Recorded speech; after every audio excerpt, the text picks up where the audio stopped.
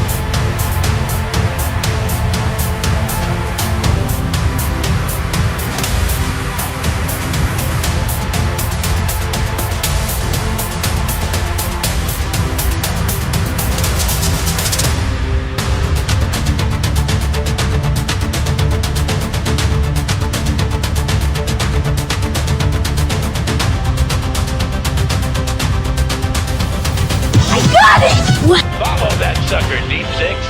Shark to Joe headquarters. They took the bait. Don't get flustered, son. We're all Joes here.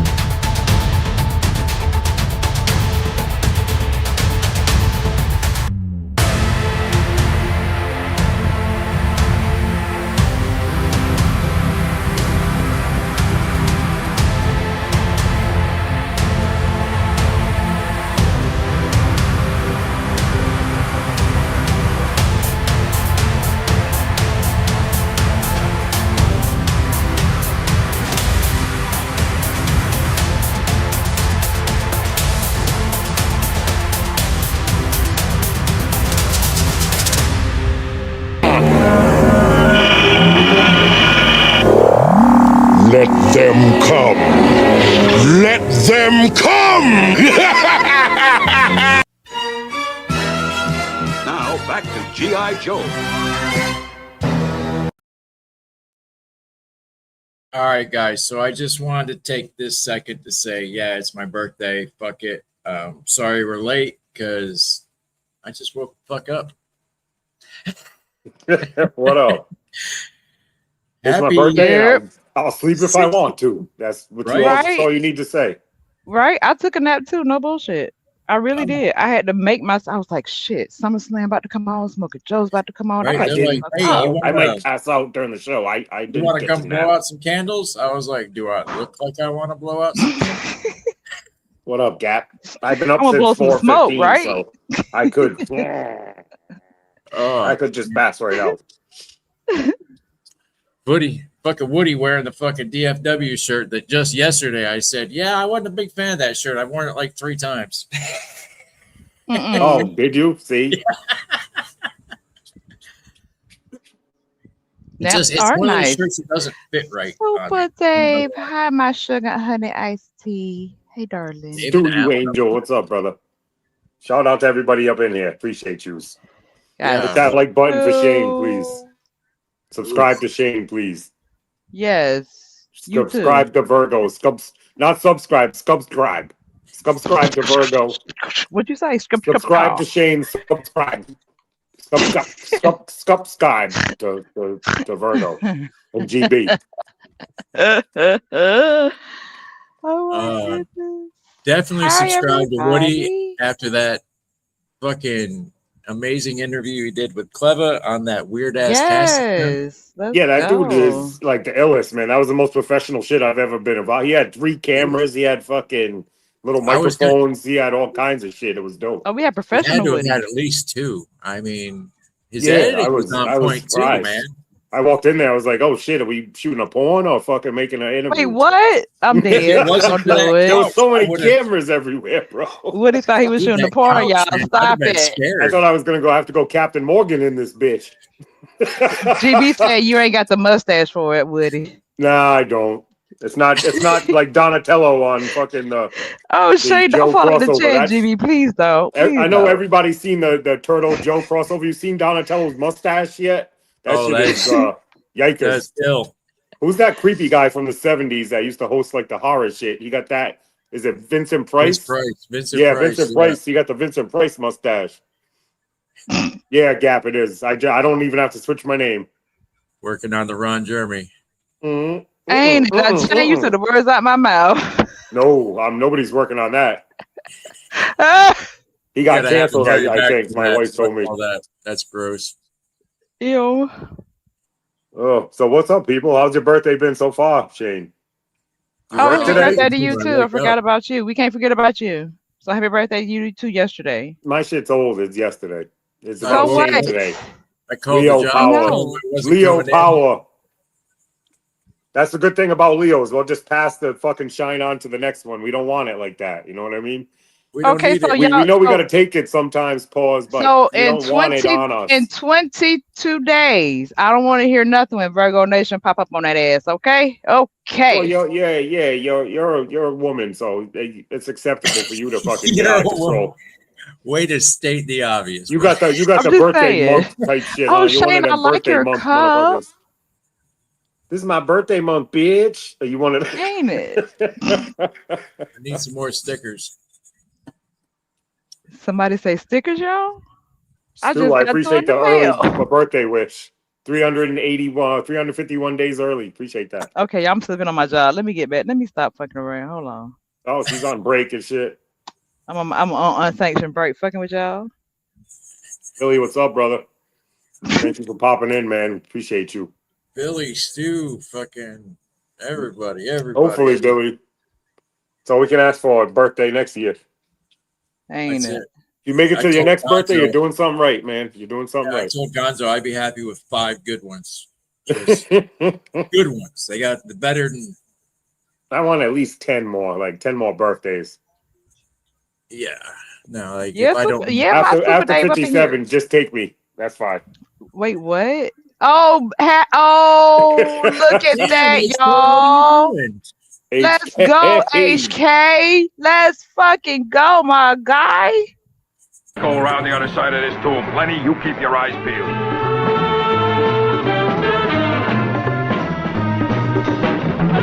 Hey, what's your trip, man?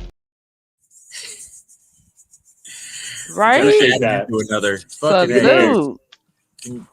I was gonna say congratulations, but no, thank you. Fucking that's the word I was looking for. Yeah, thank you. Congratulations. You know, get easy. Get confused on that. Guys, and if you watched that show yesterday with me and Graybeard, I'm sorry. Fucking, I did not mean to get that high.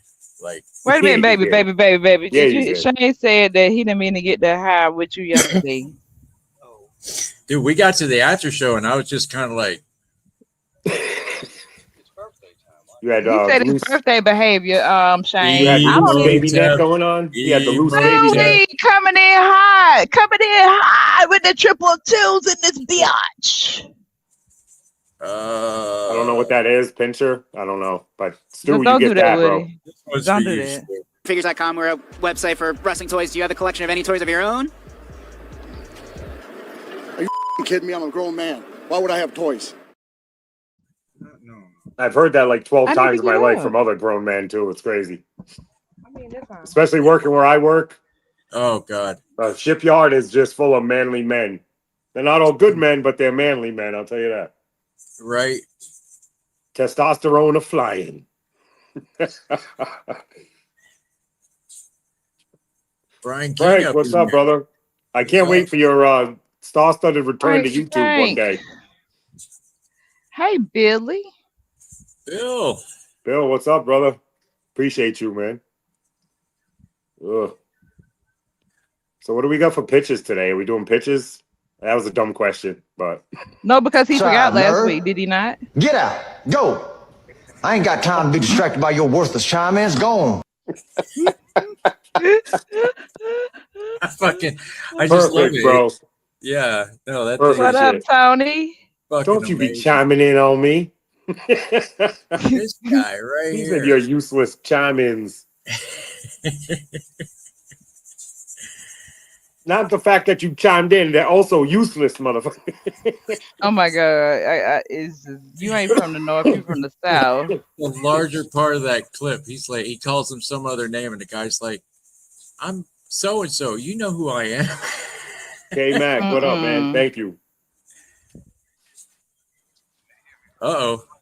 That sucks, Frank, but 32 in the chat, man. Get them likes right. see, these two were supposed to Likes be right. reversed, but I didn't go back into it and fix it. Nice. What the? Is that Destro's original mask? No. Right? I was thinking that, but no, it's a Lady Armada. Right, yeah. That looks weird. You see, That's the inspiration type shit, though. Yeah, that's some pretty cool shit. I can't imagine it being fucking 100 fucking degrees out, and you got that thing. I think I saw Shock Eyes is the one that got that, right? Heavy. Yes. Yeah, because I don't watch Bobby B. But yeah, Shock Eyes got that, and he said he didn't like the mask. I was like, this guy's fucking nuts right now. I love it, man. I don't know if it's just the golds, but well, you're gonna be getting a few of them, so send one of them to Mikey, is what I can say, and have him make it look right. More IG. Well, make it look more metal. I think it's coming off as that cheap. Oh, it's actually, I got one of the spoilers so far, and the only thing I didn't like about the Destro is the plastic on the head, the color of it. So it's probably the same shit, right? It might be. Yeah, that's probably what it is. Yep. Ah. It's that cheap plastic, and it's gold, but it don't really look gold. It looks like bronze or some shit. Right. So we got this thing coming up. Yes. I dig it. Super excited. All right, Lone Dragon, you're here, so I can tell you we're going to have guests later. So be nice, okay? No sucking. This guy's nuts. Pause. Appreciate that. Good looking out, Lone Dragon. Sometimes I get forgetful, man. I do blaze a lot of trees here. Understatement of just the saying, century. man. Just saying. But I appreciate the lookout. Yeah, but I like this thing a lot. I think I wasn't worried at the render, but you got to say something if you have your own opinion, and it did look stubby on the render. So everybody's like coming off like, "Oh, that's bitching." No, I'm just saying my honest opinion about a fucking. I said one thing, like it's not bitch. Bitching is when you keep dragging it on. People are like creating fucking fake bitches out here. It's crazy. The Fugazis. Yeah. Fugazis and shit. Yeah. But like I said, the render looks sketchy, so everybody should have had a fucking little moment of fucking pause. But when they showed it in person, man, this shit is beautiful to me. I like it a lot. Yeah, we're straight Americans. We are innate right to bitch. I am a real American. There you go. Fight for the rights of every man. Don't do me. I know that song. I do know that song, y'all. Some of these fucking Indra, what up? Hey, Indy. Yeah, Night Floors. I don't like the Sarge. I could have done without this Sarge if you ask me.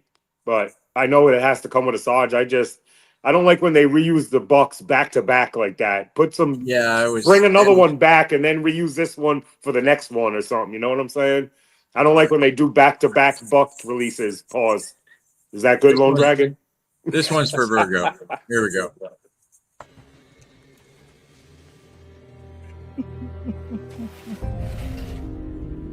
Lieutenant? I forgot it's got an intro. My God. Babe, give me a line to the colonel. We are no longer monetized. You just showed half the movie. Ain't it? You got to show that to show this.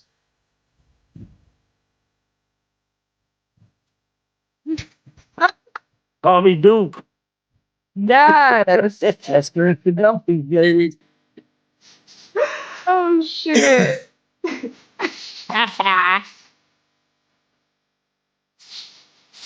Those two. We don't want that version of Captain America. Oh my god. Wilhelm was up, homie. All right, that's Thank you for that. I don't know what we needed that for, but I do want to say thank you. Yes. It's your birthday, so do what you want, bro. He Do what said you she knew the Right. word, so Right. Right. You just I snatched all the money I out of forgot here. to just slide it over into the middle. Just Fucking slide it forget over. Just slide. But I It's like Shane's this a birthday. lot, He can do man. what he want. Oh, look at that. Char's coming for y'all ass.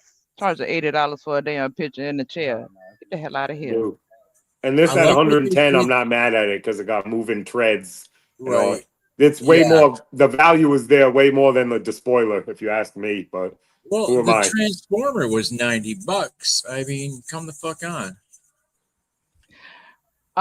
Full disclosure, me and GB are watching SummerSlam. So if I blurt out a result and you're not watching it, I'm sorry, not sorry. You'll catch the replays on YouTube. Carry on, Shane. Wait a minute. You already. As soon as she said that shit, GB started yelling in the background. What the fuck happened? Woo! This was talking about titties. Oh, okay. I get it. Yes, titties. Yes. Well, you know, there's a few reasons to get up and yell. Titties is one of them. Y'all know my man. Y'all know I love him. Oh, they already dipped this in black already. Somebody. They did the render for it. Yeah, you know this is gonna come with Outback later. I can't wait to see what Gun Bunny does with this.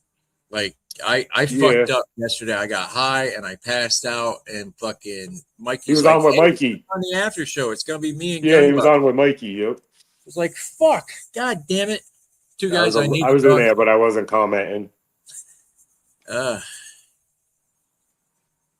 I wish I did, brother. I wish I did.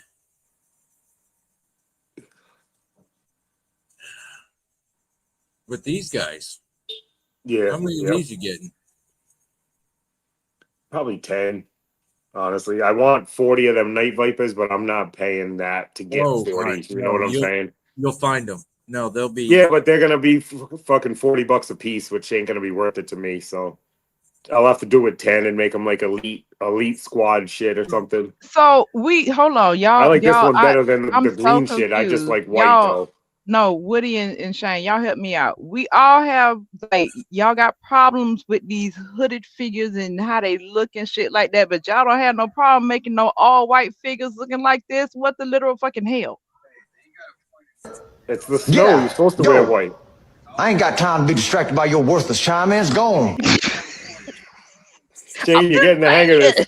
Shane, you're getting the hang of this button. I like it. I can get I rid of told it. y'all it was worthless. I told you it was worthless. Like, I don't know shit about getting the shit. hang of that button, and I love it.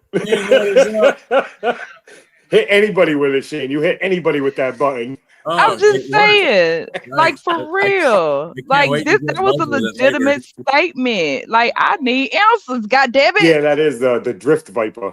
I like that that Saw Viper too, man. I actually like the hood on it. I mean, the cape and the hood. I just wish it was a 2-pack without the Joe. Then I would have went crazy. But I don't want 40 of them Joes. It should have been a 3-pack of Cobras and a 3-pack of Joes. It really should have. Yeah.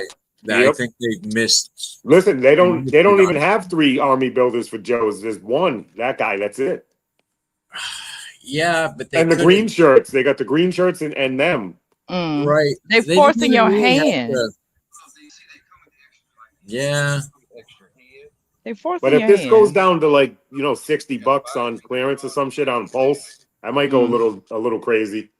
But I just don't want to pay 90 for fucking 40 of these. That's too much bread.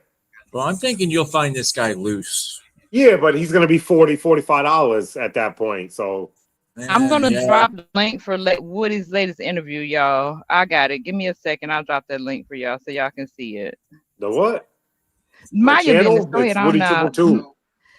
They want the interview. Please let me do what I'm doing. Oh, the clever shit? Yeah. Yes. That's on his channel. Yes, I got that.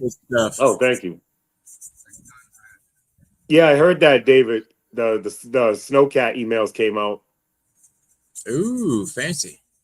Yeah, we're about to be blessed. It didn't say a date though. It was just get your shit together because it's on its way. Usually like 2-3 months they do that. Yeah, I'd say 2. Hopefully 2 months.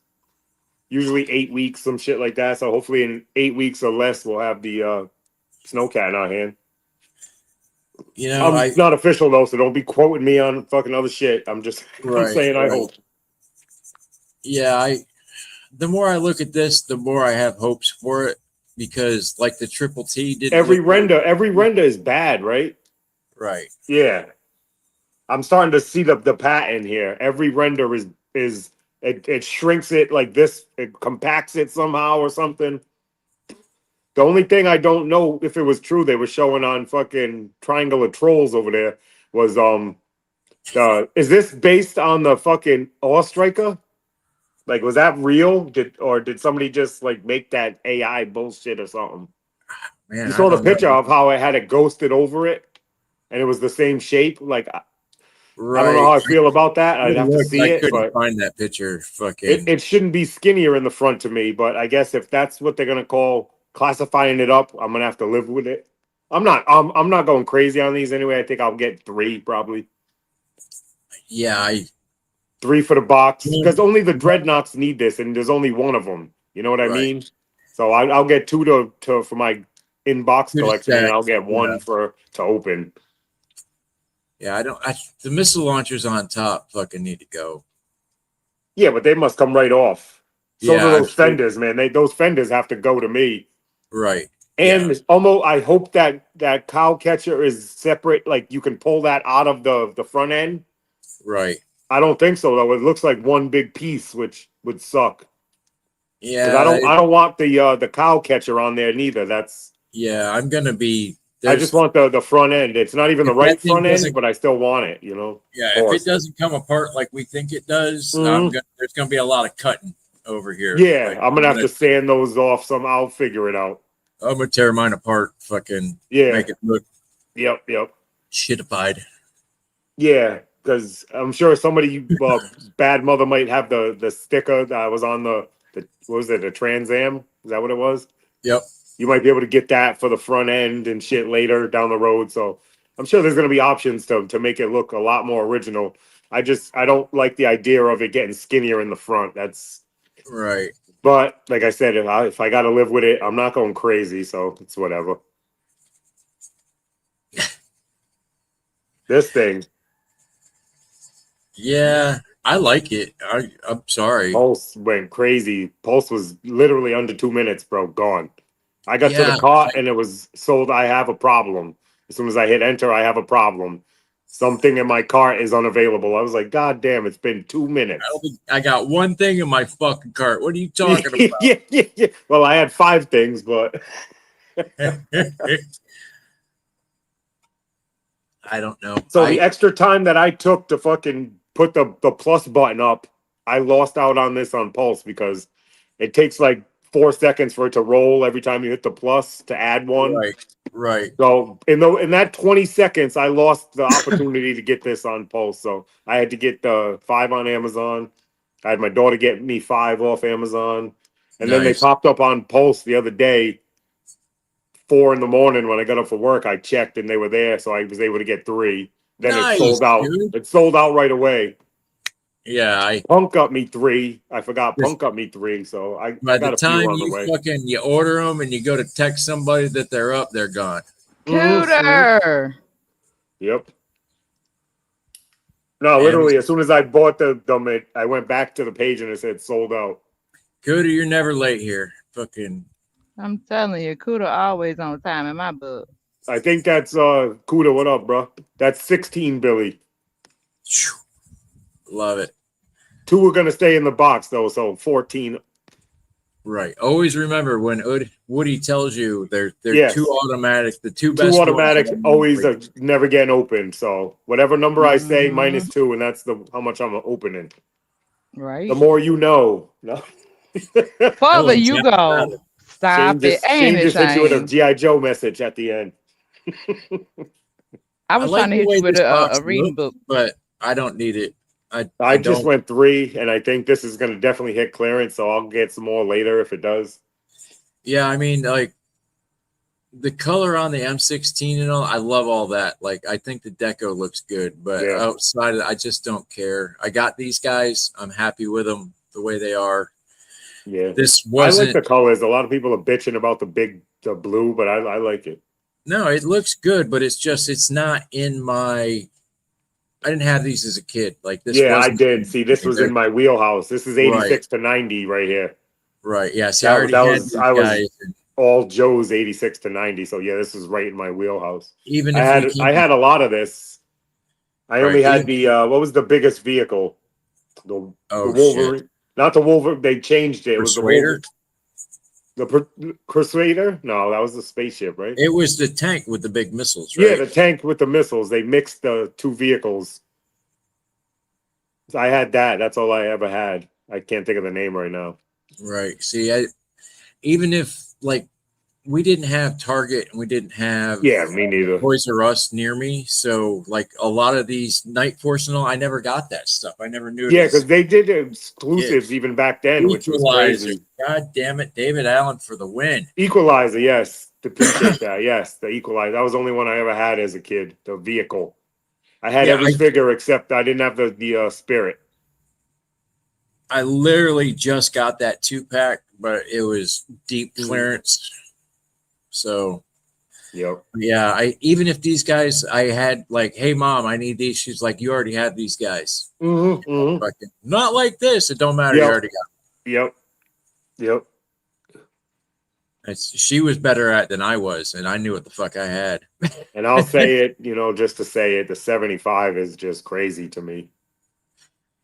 $20 for that dog is that's what the pet price is. Two packs of 55, bro. So $20 for the dog is crazy. Let's just be happy it's not Black Series paying full price for the fucking Ewok. I heard a lot of the people that cherry pick and shit are passing on that. So hopefully Hasbro learns a lesson there. Right. At what point is too much too much? Yeah, deep. It's everywhere, so it might hit fucking $35 on Amazon one day. You never know in a year and a half. Walmart, you never know. Yep, that deep Amazon Walmart shit. Some one random day. I love how they redid Falcon, but didn't really bother with the card art. Like we're just gonna do a shitty, Oh, it's not the brown. That's hilarious. It's still the green card art. Oh, that's laziness right there. Oh, you could have even used the same image, just filter the colors different. You know what I'm saying? Oh, that's bad. Like you see the difference in the cards though, how it's the digital one for Falcon and the exploded view for the other two. That's huge. Mm-hmm. I definitely got to get. I'm just going to get 2 the Flash, and that's it. One the. I hear you, Frank. One to hang on the wall. That's it. That's one thing I'm definitely hearing about this latest wave. A lot of people are passing on some shit. So I liked Falcon because if I could get a John Johnson fucking 3D head sculpt, I'd be in business. Yeah, I saw somebody was making 3 3/4. Yeah, the guys that do Battlestar Galactica have out. Mm-hmm. Looks good. I don't know them, but I've seen the figures. They do guys that are doing the spaceship, right? With the figures, that one. Yeah. I like Flash though. He came out good. Looks great, doesn't he? Yeah. He's sold out in a lot of places too. Good. A lot of people are snatching him up. Yeah, well, they made such a big deal out of it. Yeah, yeah. I guess they weren't lying. Shit. Yeah, they're backing up their words right now. We want fucking OG 13. Holy shit! Right, make some more. He sold out on BBTS, so it's crazy. I would like to see how they did Flash in the retro card, which I wasn't. I was expecting a box release for him. I really was. Yeah. But now we got Grunt. Now go back and make these guys. You have them all, so just go back and make them on the retro card, so I can hang 14 figures up on the wall and call it a day. Yeah. I'll pick up a Mickey Mouse Cobra Commander when I get a fucking his tank. Fucking its thing. It'll happen. Yeah. But this bullshit right here, fucking boom, gone and gone. Oh, go back to one picture. I got that shit on the way to me. It's not letting me go back. Oh, all right. I gotta take the Cadet Deming and the thing. I had a inside connection at SDCC, so I was Oh, able to get some nice. shit. Did he come through? Fucking cool. Yep. The guy I'm thinking, very nice, dude. Very nice. I got 8 fluffies on the way and 3 of those. Fucking cool, man. Did you get any fluffies? Yeah, 8 of them. All right, that was what. All right, cool. Yeah. And then I got the X-Men pack. I mean the Spider-Man pack. That's it.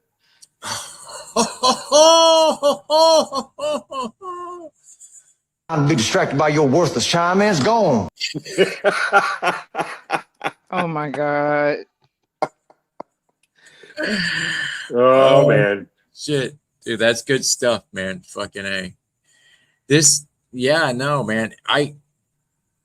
When I didn't have this figure, I was good with it. Like, fucking, you know, all right, cool. So I don't have one. It's not a big deal. Got this guy. This figure is fucking awesome. Yeah. And I forgot who I was watching. Somebody was saying it was all loose and shit. I don't have any loose ones. So it must have been the one they got or some shit. That is a thing. Fucking, there are, for every 100, there's probably a loose one. Yeah. How it goes, but it's not like the Firefly where they were all just loose. Yeah, they were saying something about the waist is all jacked up. I'm like, I don't know what they're looking at, but I don't see that shit. I love this figure. And it's the Outback Buck, which is one of the best ones they got. Yeah. And that this Billy 110%. They should have led with that. That should have been a thing in the fucking. Yeah, that should have been the first picture they showed. They should have had Dusty and Mutt right there with a. How did nobody have that idea for that right off the jump? You know what I mean? Right next to you put a dreadnought on a ferret, and that guy still is big. Fucking, yeah, that would have been. They'd have sold faster than these fucking range vipers. I tell you that. Yeah. Error. I don't know. These things they lasted a couple days though. I'll give them that. They were up for like 3-4 days. Now I think it's sold out. I checked yesterday. I could still use some more. I got to beat Steve-O. That's a fact. That's a personal mission of mine. There you go. I love it. Shout out to Steve-O, man. Replay squad. Get rid of all these little fucking freaky blasty effects. This is a great picture. Yeah, I'm never going to use those, but the gun too. I don't really like the gun, but I can fix that easy, so I'm not worried about it. Yeah. But the look of him, I like. He's definitely classified up psych out, so I'm digging it. The pink swoosh and the shield is not that bad, but the blast effects, I don't like them at all, really. But the shield, I like it. I'll rock one of them with that on there. I got used for that shield with other figures, for real. Yeah, like, it looks good, but the blast effects, they look like seaweed or some shit to me. I just don't like them. Yeah, they went a little too crazy with the squiggle. But yeah, I was able to get him. Hopefully everybody that wanted him, he went quick too. I know that. They was back up though, sporadically for fucking like 3 days though, Shockwave, I believe. Because I went back and ordered, I got a total of something so far, and I went back a couple times. I saw him a couple places where I could have got him. Was like, yeah, he was on Pulse at first. I got him on Pulse first, and then I went to Walmart. He was still there. Then I went back the next day, grabbed 5 more. I had the worst possible timing with my wallet in these pre-orders. That sucks. Yeah, I got a fucking job, a lot and of I folks can't getting hit. You got the money now. You just can't catch them. That's hilarious. Right? Yeah, it's nuts, man. Fucking Jesus Christ! But this looks way better than I thought. Like I had no hope. It's good though to me. It looks 35. Yeah, this is a normal release. Why are you charging? No, it's deluxe. There's a lot of shit in there for a retro card, but I don't. $20 tack on instead of 10 is crazy. New? I'm not $20 for that gear. Strip that shit out of there. So give me a bow and arrow, a head sculpt, and a fucking and they're 2 guns. All she day. really needs is her 2 guns and a couple of hands, right? And a different head sculpt, definitely, obviously. All that shit came with other figures. This is not there. Yeah, she got Alpine loadout. She got a couple other people's, I think. Yeah, there's the backpack swivel for hit and run. Okay, Snake yeah. Eyes' grapple hook. Fucking Yeah, Alpine's no, I know, pickaxes. David. So the knife, the sheath, and the bow and arrows, that's new. In the backpack, maybe. I know you got to put we have the built. license tax on there, but I'm just saying there's $35 would have been a good price point to try to get this to, but it didn't matter because everybody bought it at 45. So Yeah. it's gone. So people spoke with their wallets. Let's see here. Let me. I heard she's getting canceled too on one of these sites. Or canceling, right? Because people they put out more than they're gonna get or some shit already. Is that what's going on with it? Yeah, it might be. Is it Amazon? Are they canceling? Amazon canceling like that too? I think that's what I think I heard. Somebody's canceling shit like that. Dang. I thought Walmart was bad. No, but this is quick. Walmart will wait till it comes out, and then they'll be like, "Yeah, shit's canceled." Stop. We tried your card and it didn't work. We tried your card and it didn't work. Yeah, that's their excuse. I'm like, I know it. And they'll keep trying that bitch too. Oh, we are Toy Tuber official up in here. Nolan, what up, baby? Gonzo in here too.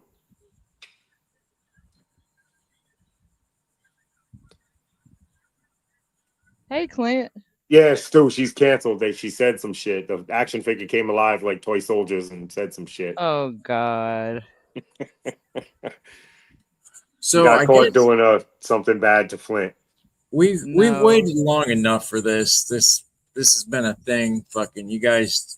I have heard everything from he's just full of shit to he's higher than usual. But there he is, the one, the only. Buzz. How you doing? Hey, Buzz, nice to meet you, man. Oh, nice to meet you. Big fan. Huge fans, actually. Yeah. You know, my dad was laughing at me the other day because I was like, you know, when I was a little kid, the only thing that woke me up was when they told me cartoons were on. And probably, I don't know, 90% of those cartoons you had a hand in making. So thanks, brother. Well, you're welcome. I'd have slept my life away. No, we did kind of set ourselves to the cartoon schedule. I know what that's like. I mean, I would wake up. I had an internal alarm clock. Wouldn't get me up on school days, but 7:30 in the morning on Saturday when they would run the monster movies, I was up. Oh, absolutely. Different strokes for different folks, man, but it's all the same stuff. Kung Fu Theater every Sunday. That was the end of my weekend was Kung Fu Theater. Just one more. My cousins used to let me watch all the monster movies with them, and my parents hated that. But yeah, so damn, you're here. I got that. So we do. The name of the show is Smokin' Joe, so I mean we have to have reference here to keep us on the same page. But I was going, what the hell is this? I'm not allowed to punch buttons either. I didn't know what was going on, y'all. Yeah, I tried to touch a button and it didn't work. Imagine that. But I went through the list just the other day to see, make sure I had it right in my head. I had no idea you did Plastic Man. I didn't do Plastic Man per se. I did some of the Mighty Man and Yuck segments. Okay. And Mighty Man and Yuck was just like one of Joe Ruby's quintessential oddball ideas. Mighty Man was a superhero who was like basically traditional G.I. Joe action figure size. And Yuck was this dog that was so horrendously ugly, he had to wear a doghouse over his head. Because if the doghouse ever came off, bridges would collapse, skyscrapers would topple, all sorts of horrible things would happen. So I always remember him flexing with the cape. Yeah. It was that was not the first show that I wrote for Joe Ruby, if I remember correctly. They had a show, Dingbat and the Creeps, and I think that was the first thing I wrote for them. And they were three monster characters based on the Three Stooges, And to give you an idea of how Joe Ruby's mind worked, the skeleton was curly, a fat skeleton. Process that, if you will. Oh, that's good stuff. It's all those little cartoons that were put in with the other cartoons. Yeah. Yeah. The whole half hour. Like, people don't realize that, we only got like maybe 15 minutes of Plastic Man, and then it was all the rest. Because you had it wasn't just commercials. There were more commercials in Kid Vid than there were in primetime. But they also would have to insert stuff like, Schoolhouse Rock and things like that to say, well, we're not completely corrupting the kids. We are trying to educate them. So. It worked out so good, though. It was Reagan that got rid of that bill so you guys could actually make toy cartoons. Is that what it was? That is, it's an involved tale, but it is pertinent to what we're going to discuss. So I'll walk you through it. In the mid 60s, there was a show called Hot Wheels based on the Hot Wheels toy, and a parents group complained to the FCC saying, this is basically a 30-minute commercial for a toy. And the FCC agreed and issued an edict that you could not do a show based on a toy. If there was a pre-existing property, a book, a movie, something like that, and a toy line sprang from that, if you based the show on the pre-existing property, you could then have a show, even though there was already toys attached to it. So when the Smurfs came along a few years later, they were originally just introduced as these little tchotchkes, like key rings and things like that. Cute little figures. Nobody knew what they were. And Hanna-Barbera, kind of wistfully said, gee, wish we could make a show based on this. And someone said, well, it's based on a Belgian comic book. And they go, oh, really? And so they launched the show, and the FCC says you can't do that. It's based on toys. And they said, no, look. And they held up the Belgian comic book, which up to that point had never been distributed in the United States, had never been translated. They were still being called the Schtroumpfs or something like that, the original Belgian title. But the FCC said, okay, you can do that. The next step was Strawberry Shortcake, because the people who had the Strawberry Shortcake license, they were selling Strawberry Shortcake toys, but Strawberry Shortcake started as a greeting card, a line of greeting cards. Mm-hmm. Yeah, I remember those. My sister used to get those. Well, if a comic book counts as printed material, shouldn't a greeting card count? And the FCC goes, well, you're right. Other than page count, there's not that much difference. Fine. And they approved it. Well, at that point, Mattel goes to Filmation Mattel goes to DC, has them whip out a 3-issue comic on He-Man, which has no resemblance to the final, series.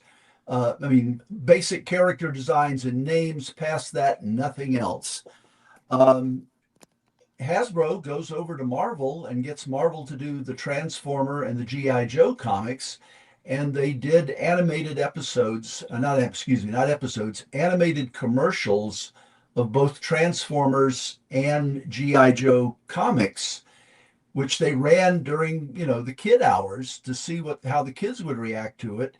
And of course, it's like, hey, kids, you've been trying that wimpy marijuana stuff. Here's some heroin. You'll really like this.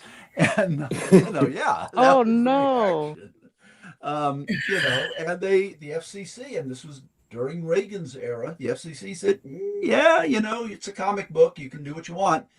So they launched the series off of that. And at that point, everybody started looking for something they could whip out a printed property on before actually going into production. And finally, the FCC just said, you know what, forget it. Just ignore the rule about, no toy-based properties. Because every single person is just finding a loophole. It was so easy. Exactly. Yeah. Yeah. Mm-hmm. And it's, That's funny. Yeah. All right, free reign. Go for it. You're gonna do it anyway. Yeah. You're just gonna start something, and then in 6 months you're gonna say, "Hey, I'm making a toy." So whatever. It seems like everything that we liked back in the day, the parents groups had one problem or another with it, and just well, that's always what made them good. I mean, I remember when I first got involved in science fiction fandom as a teen, they were still talking about EC Comics, and EC Comics was one of the reasons the whole comic code was created. I mean, Bill Gaines was actually dragged in front of Congress, and they said, "Do you think this cover?" And they hold up a cover of a guy with an axe holding a severed woman's head. Said, "Do you think this is tasteful?" And he said, "Well, if it's art, it doesn't have to high be enough to see the blood dripping out, then it would be tasteless." Yeah. The shoe fits. Yeah. Just another form of censorship. That's all. And you know who's responsible for the comics code? And I am, the audacity of the hypocrisy just astonishes me, and I have to kind of salute it in a way. Archie Comics. Really? Archie Comics, they were also doing horror comics, they were doing crime comics, they were getting their asses kicked by horror comics done by EC. And the crime comics, there was a publisher, Lev Gleason. He had a bunch of different companies, but he ran them all.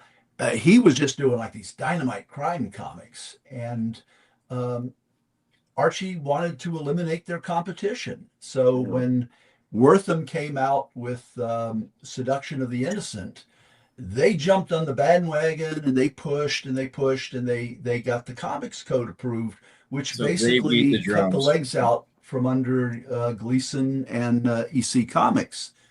Wow. And EC was starting to circle the drain and go down until Gaines realized, well, son of a gun, if we just enlarge Mad Comics and call it Mad Magazine and publish it in black and white, then it's a magazine. Then they can't say boo about it, even though it's visually the same thing. So that's where Gaines got through there.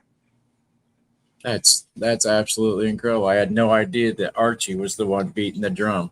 That's crazy. And they tried Gold Key. Now there's two overlapping companies, Gold Key and Western, and I can't tell you exactly what the difference was, but they kind of overlapped with one another. They tried to strong arm Gold Key into signing this. And Gold Key basically looked at him and said, "We've got Mickey Mouse and Donald Duck. Screw you." And they refused to sign it. And Gold Key never signed the comics code. Never affected their sales. I thought it was funny that they had to, like, Marvel and DC had to put the comic code aside to deal with their anti-drug campaigns. Like, you couldn't even, that didn't even fit, and you were trying to do a good thing there. Like, well, that is so typical of the way that they approach this material. Any preemptive censorship tends to do that. And I draw a distinction between a rating system, which is not censorship. It's not saying you can't show that. It's simply saying this material is in here. We do not recommend it, for people under this age, which is fine, because I think that's a fair early warning for people, for audiences. But to go in and say, well, you can't show that, you're not allowed to show it, that always ends up biting the censors in the butt, because they try to block something, and inevitably something that would be positive, something would be helpful, like anti-drug messages, like anti-bullying messages, things like that, they're not allowed to talk about. That's just insane. So I went back, and this is basically your Wikipedia, so everything's subject on Wikipedia. Yeah. What'd you have to do with Heathcliff?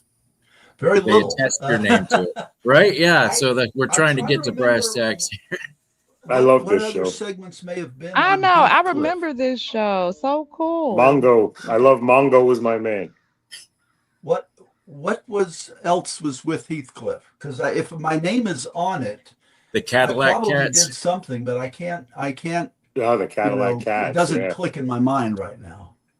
Yeah, the Cadillac Cats were like the big thing that was with the Heathcliff cartoon. Okay, I definitely did not do anything with the Cadillac Cats. We had Alvin. Now that was a lot of fun because we got a dealing with winner. Ross.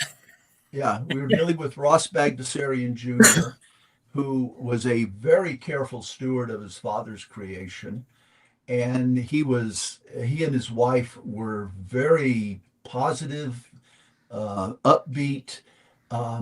They demanded a very high level of quality, and we strove to do the best job we could with them.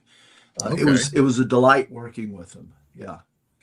Yeah, I got to meet the great grandson of the guy that did Betty Boop. He brought his car into the dealership to get it worked on, and he was like, "We just had a resurgence, and like Betty Boop paid for this car." Yeah, he's like, for years we got nothing, and then all of a sudden we just started getting checks in again. So yeah. Well, there's the difference between copyright and trademark. Don't lose the trademark. Copyright will eventually go away, but trademark is forever. Yeah. Dungeons and Dragons. Yeah. Did I sing the Heathcliff theme song? No. Trust me, you don't want to hear that. Yeah. Dungeons and Dragons is an interesting story. I'll tell you what. Let me come back to that in a little bit because it segues in to the period from when I went from Ruby Spears to Sunbow, the G.I. Joe and Transformer stuff. I made more money off Mr. T than any other cartoon I ever wrote because we had these live action bumpers, and the live action bumpers were covered by the Writers Guild, and I got residuals off of this for years. I made at least 3 times as much money off of this episode than I did off of any other single episode I ever wrote. Wow. Oh, that's cool. Yeah. Crazy. I still get occasionally a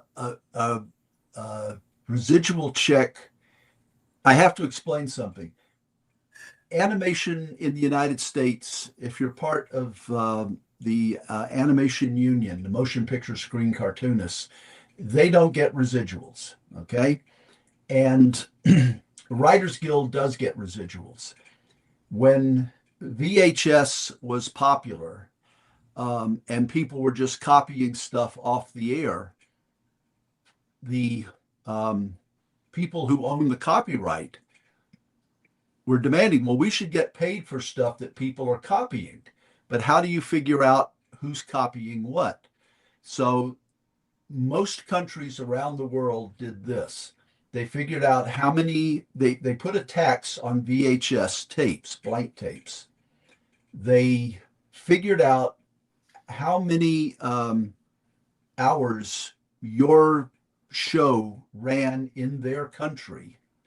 And then they prorated that, and they gave the American Writers Guild this lump of money and said, this goes to the writers of these shows because, you know, we're going to give the money to the studio, but we are obligated through our local writer unions to, you know, by law, to give the money, some of the money to the writers. So the Writers Guild, even though they didn't cover the animation writers, they would get these, you know, very detailed lists of what shows were shown and things like that. And they would periodically send out, you know, the royalties or the residuals off of these cartoons. I have hanging on my wall a residual check for 13 cents that came from Ecuador. You know, I mean, it's just, if Ecuador could keep track of this, anybody could.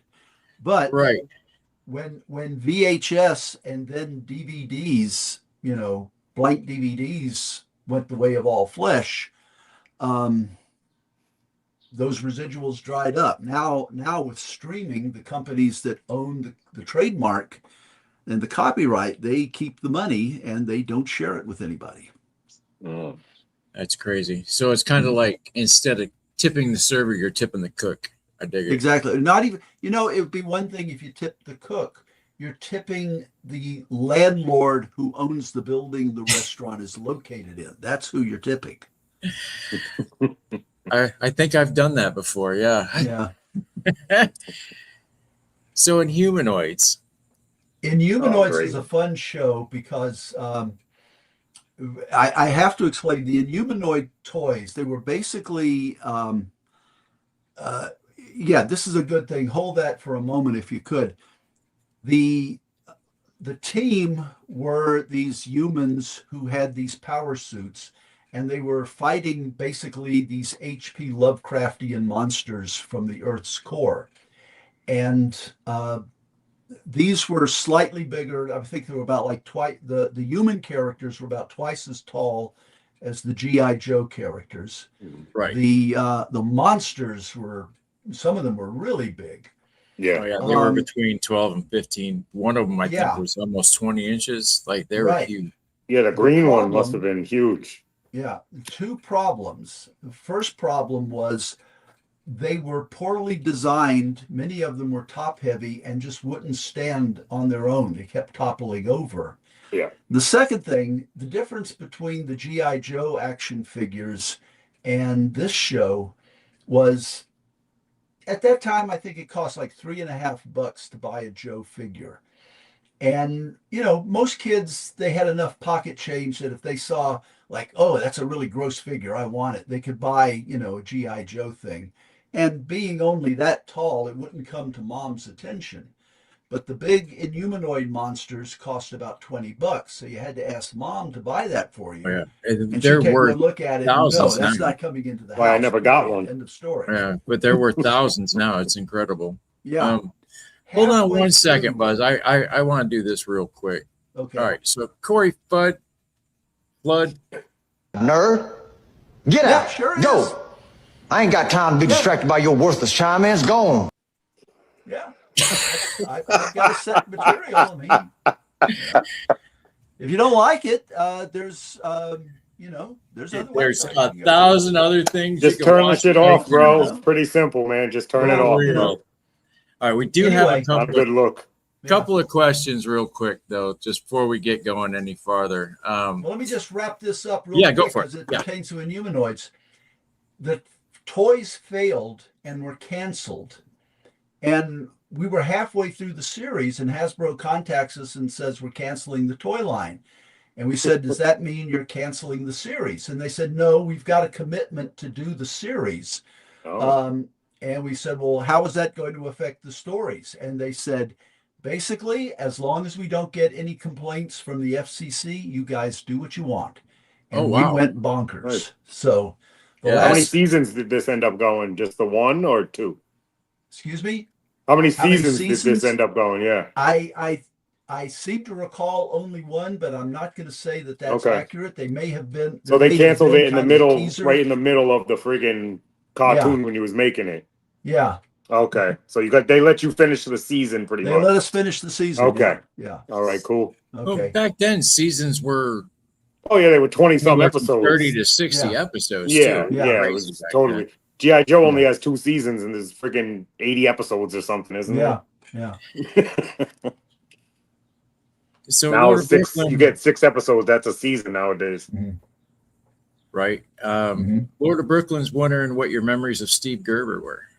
None but the best. Steve and I were really good friends. We met at Ruby Spears. I had been hired maybe a couple of weeks, a month or two before Steve, and Steve came on board, and we struck it off right away. We became good friends.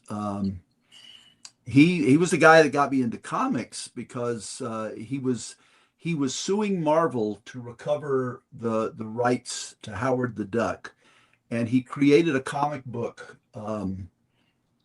It was first called Foog, Friends of Old Gerber, which was kind of a takeoff on Marvel's Foom, which was Friends of Old Marvel or something like that. And he created Destroyer Duck, man-slaying mallard on a mission of vengeance. He created Destroyer Duck with Jack Kirby, because at that point Kirby was working for DC, and Kirby was actually interested in getting out of comics because he found out that he would get paid a lot more in animation. Right? Yeah, he was interested in never getting got into paid animation. So he and Steve created Destroyer Duck, and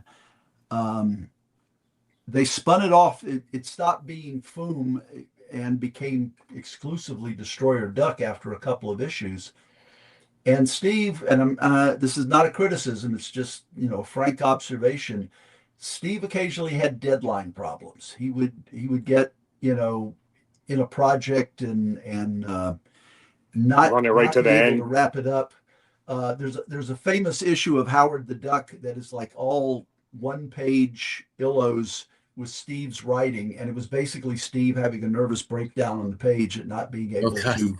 It's called Deadline Doom, and it's got Howard on a giant typewriter with these hands coming down on him, and later spun off into a graphic novel of all things. But anyway, Steve was doing a issue of Destroyer Duck, and he needed to finish the script on it. And Jack was like looking at his watch going, Steve, I got other things I got to do. And Steve asked me, he said, can you do a 2-page fight scene? He asked for 2 pages. He only used 1. He says, can you do a fight scene that I can give to Jack so that Jack has something to do while I finish the script?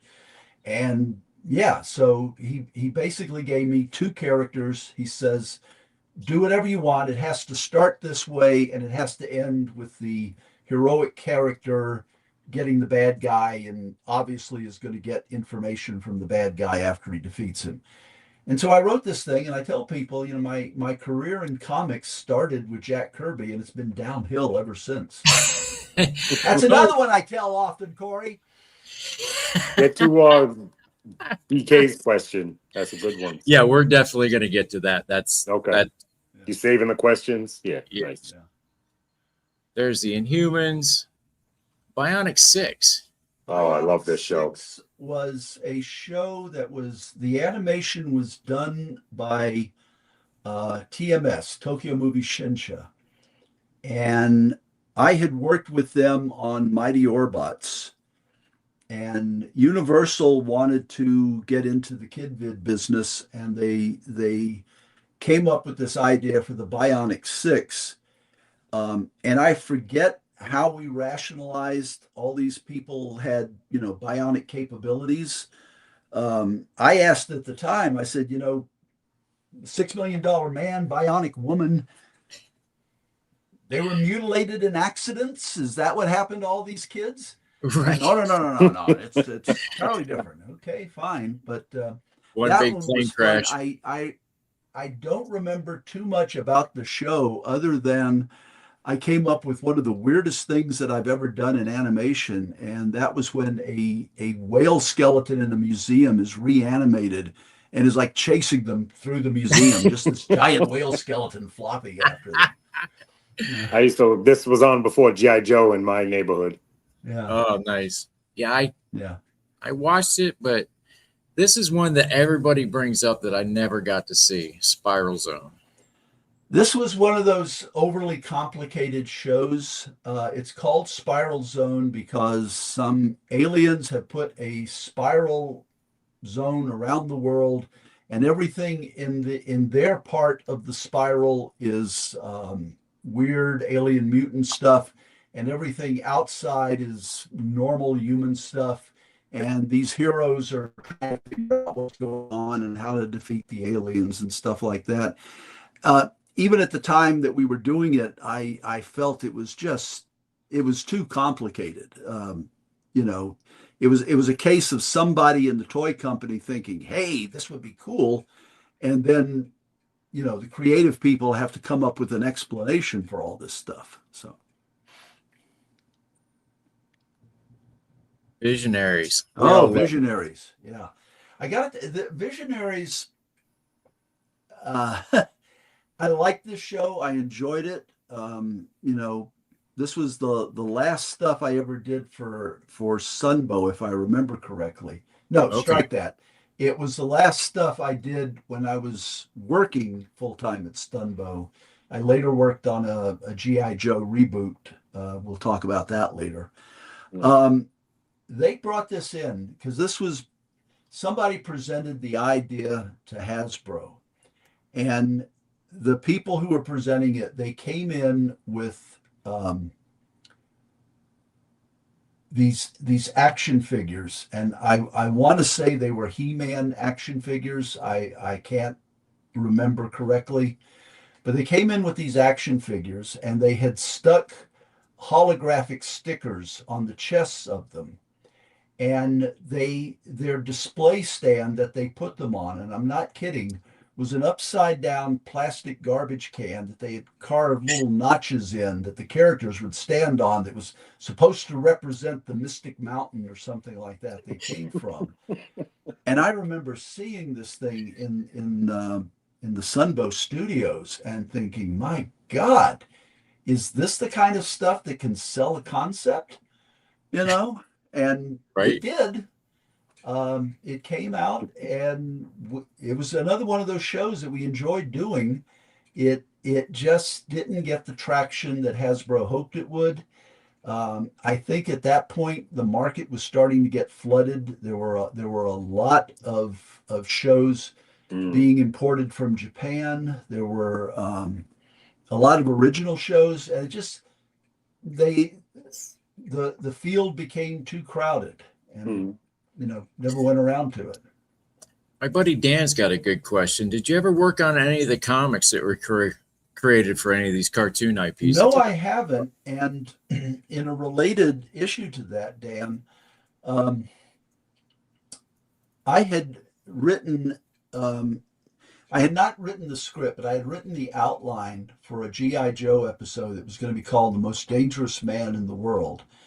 And the premise was... He said it. He said the words.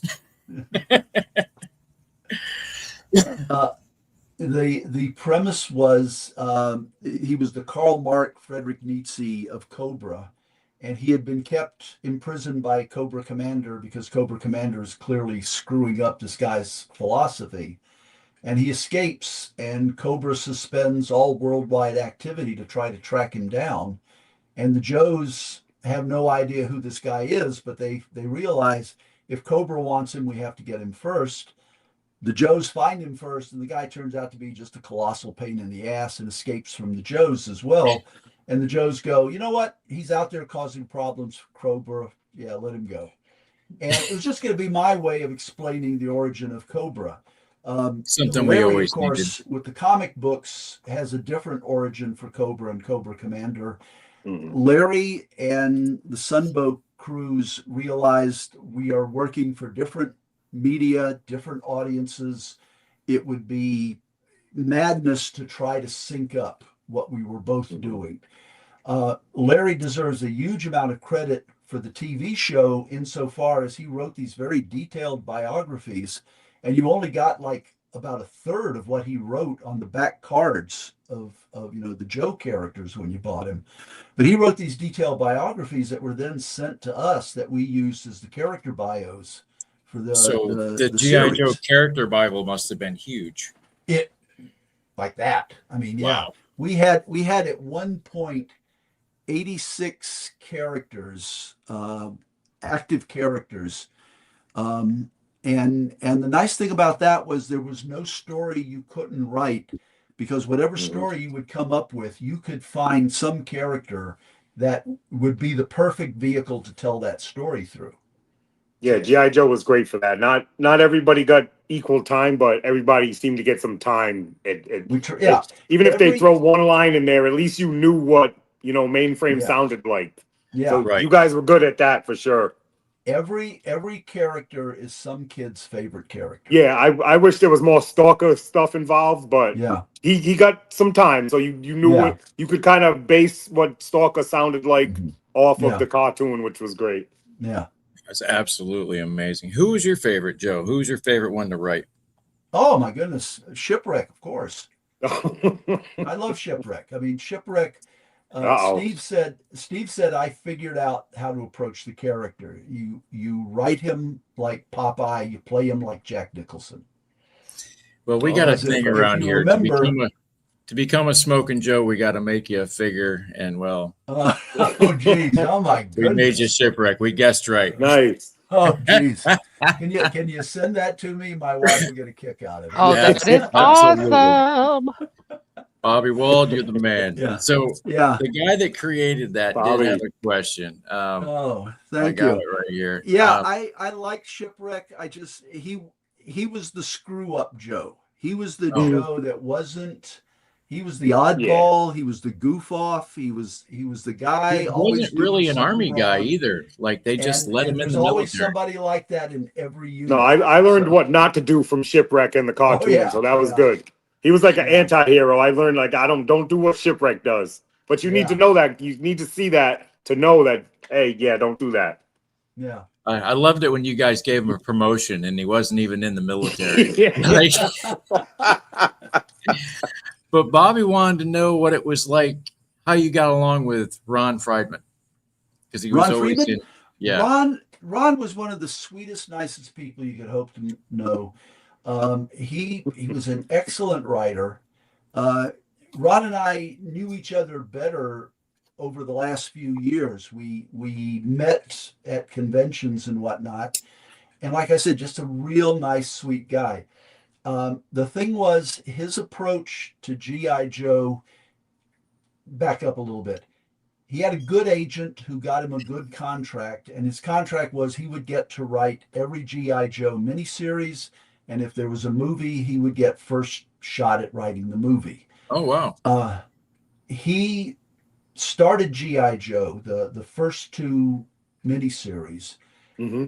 But by the time we actually got into production on G.I. Joe, the show started evolving and moving in a different tone and direction than he did. Part of that was because Ron, even though he had been in the military years ago, he had apparently forgotten everything he knew about, how the military operates. I had been in the Army for 6 years, and Steve recommended that I get hired because I could bring a little verisimilitude to what we were doing. Ron had episodes where like sergeants were giving orders to majors. He would have jets come flying down and slice tanks in half with their wingtips.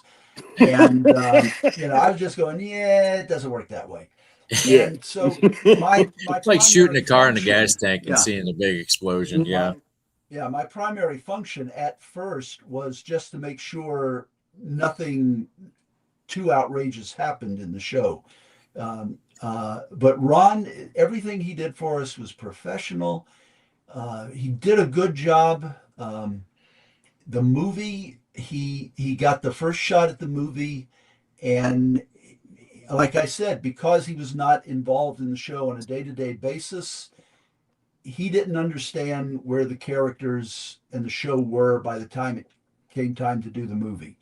And Hasbro took a look at it, and they asked me, what do you think? And I told them, well, to be honest with you, I think we ought to just chuck this draft and start afresh.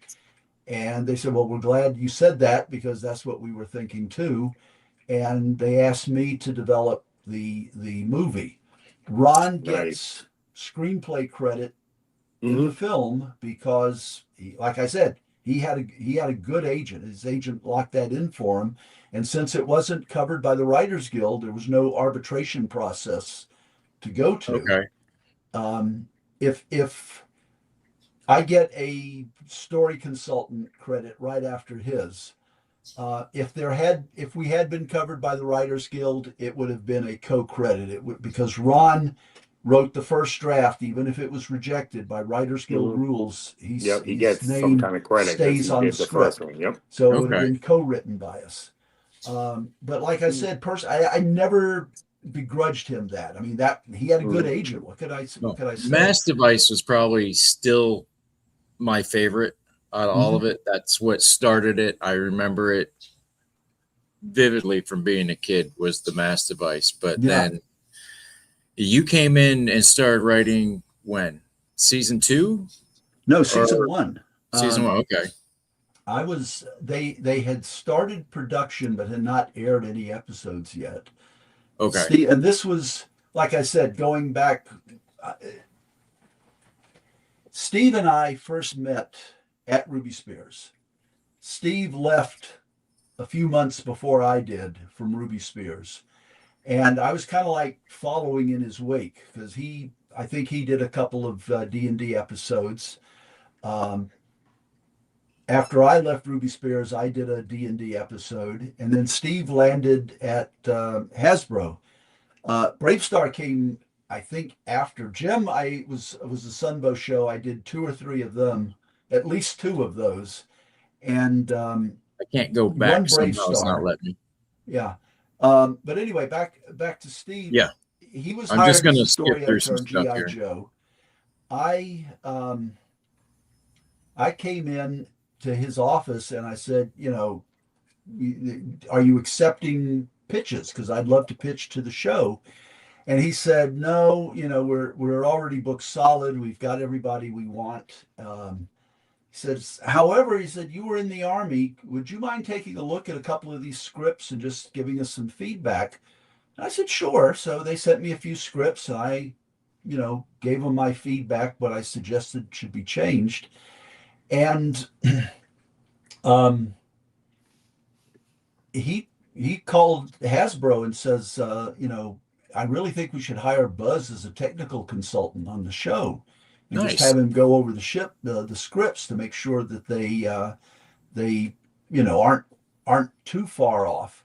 Do you remember offhand what some of those changes were that you made? Well, yeah, like not having sergeants give orders to majors. Knowing what the nomenclature of things were, how military units were basically organized, and how they operated on a day-to-day basis.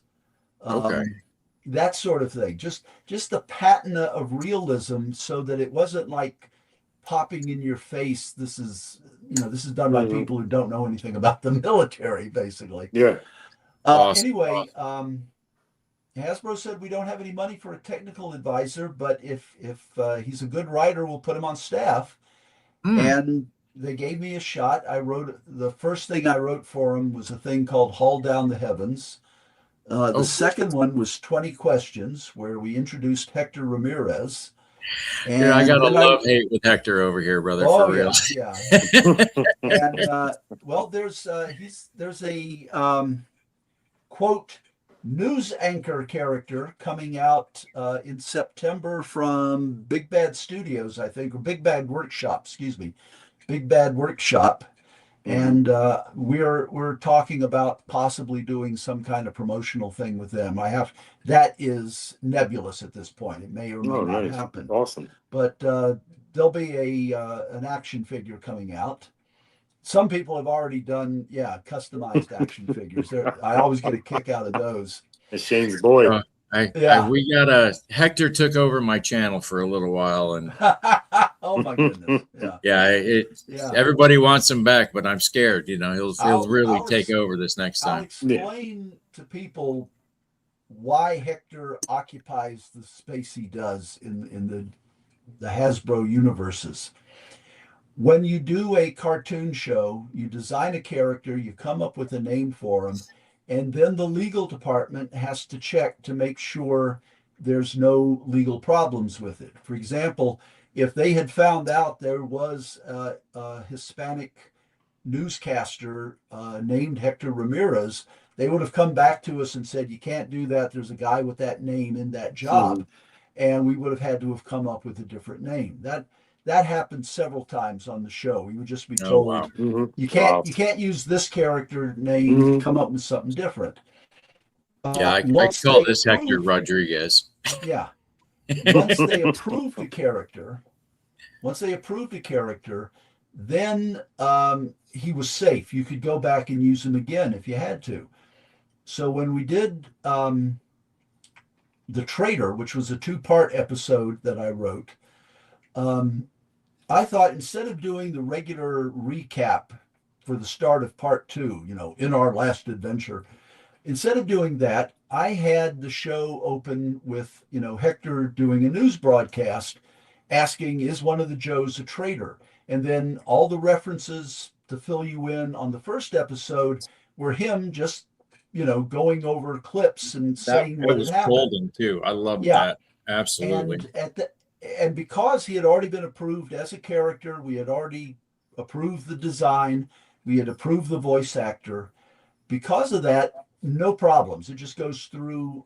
And at that point, the guys on Transformers realized, hey, if you have to do an information dump, what more logical person to do that than Hector? Because that's his job, to get on TV and say, to tell you Hector stuff. was in everything. I mean, He was in in Humans, everything the whole except bit. My Yeah, Little Pony exactly. and Yeah, I Visionaries. remember that. Mhm. Yeah. We had him in Inhumanoids, we had him in Gem, we Mhm. had him in what was it? Well, obviously Transformers, everything that we thought of, and we tried to get he links everything together. So yeah. Nice. Who came up with Half the Battle? That was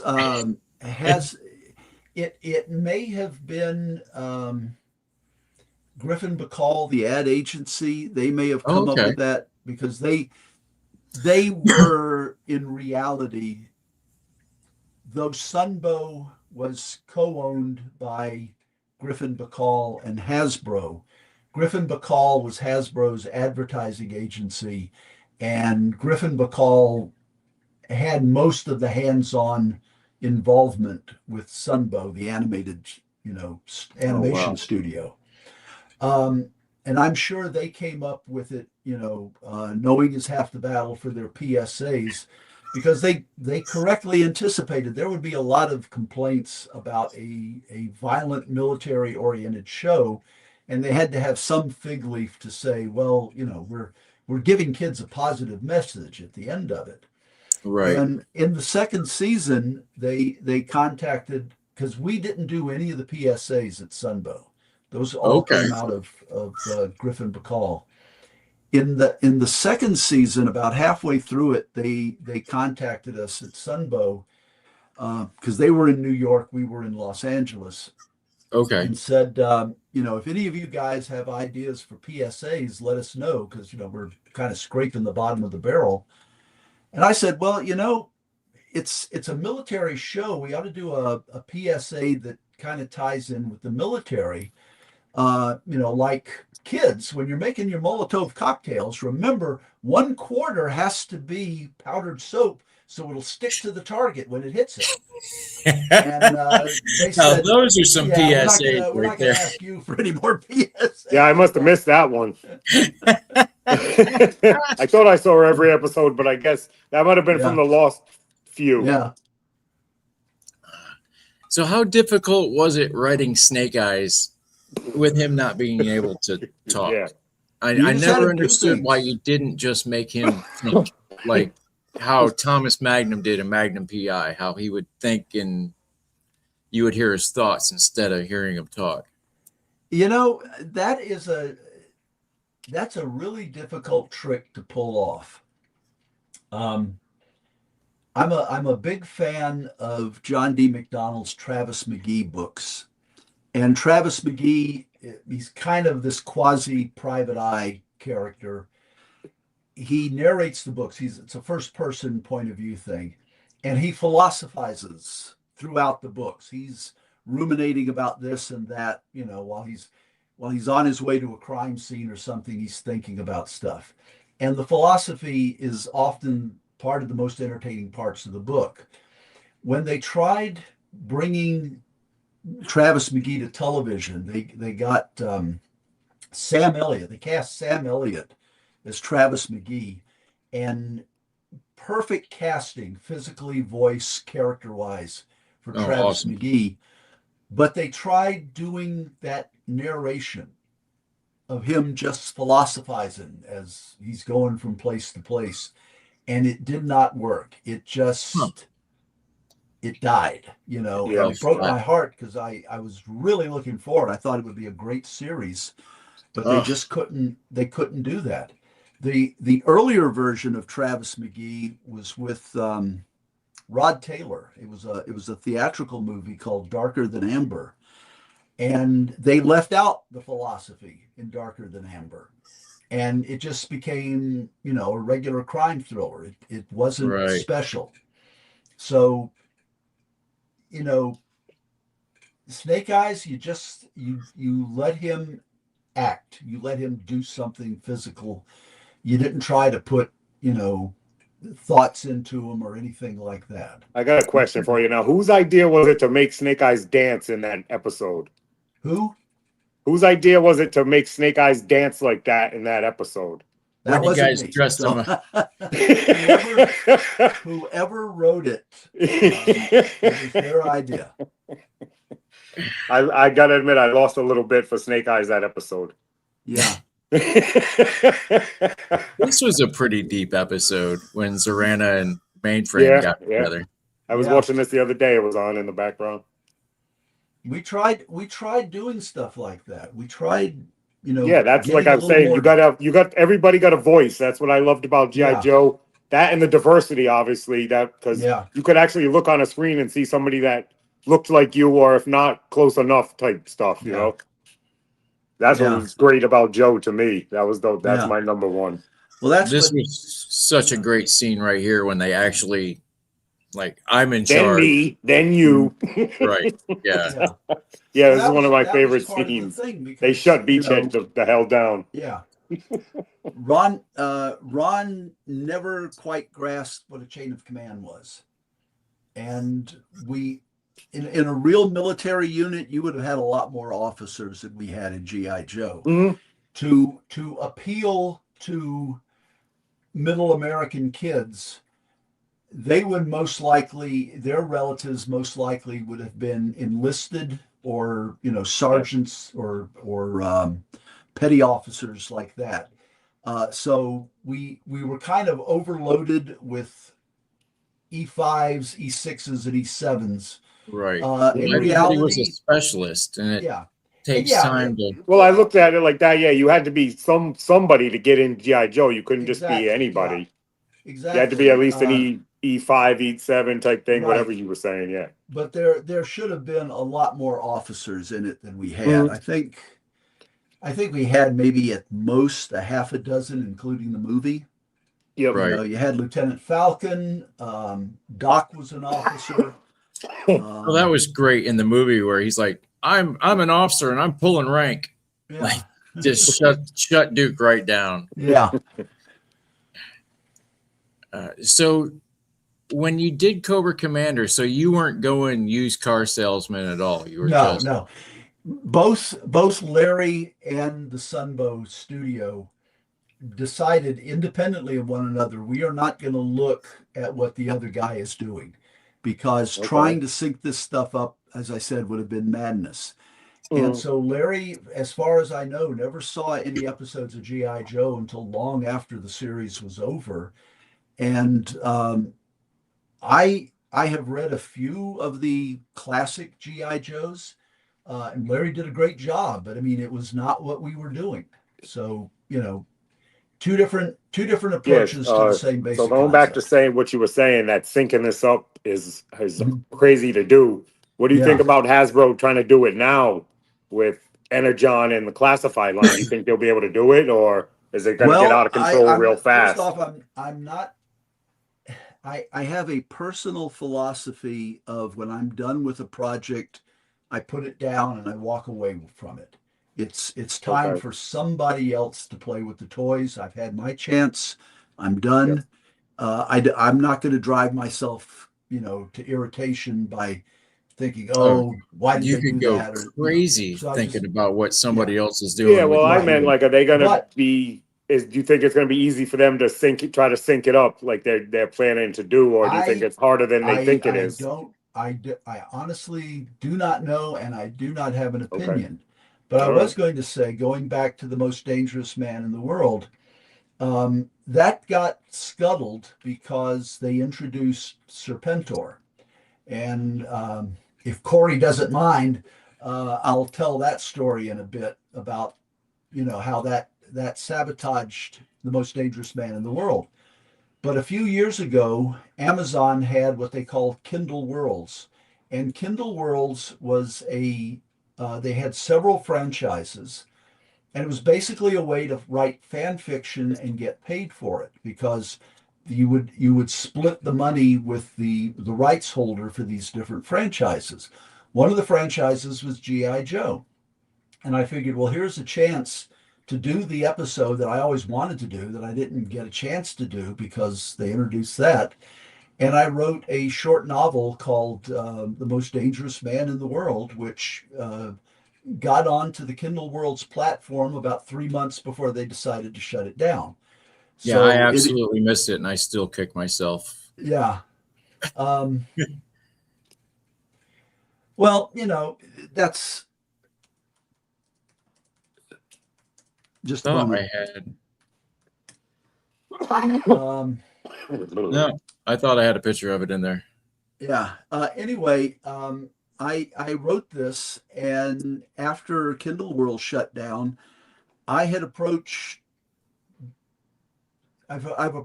2 companies that have had the G.I. Joe license and have said, basically, are you interested? And I don't even get the decency of a response, So that's crazy. Yeah. Now, it's possible, I guess, if there was a comic book company that wanted to do a comic book called The Lost Classic Military Animated Show Episode, and wouldn't mind redesigning a few things and renaming a few things, that we could do a graphic novel based on it. But anyway, just let it float out there. Right. Oh, so, yeah. They were introducing these characters in the movie, and Hasbro learned the hard way. You don't introduce new central characters in a movie. Yeah, there was a lot of them. Yeah. Everybody coming to the movie is coming to the movie to see their favorite characters from the show. What you already have. That's why you make a movie. Yeah. You don't hit us with new shit in the movie. Characters. Yeah. Yeah. Mm-hmm.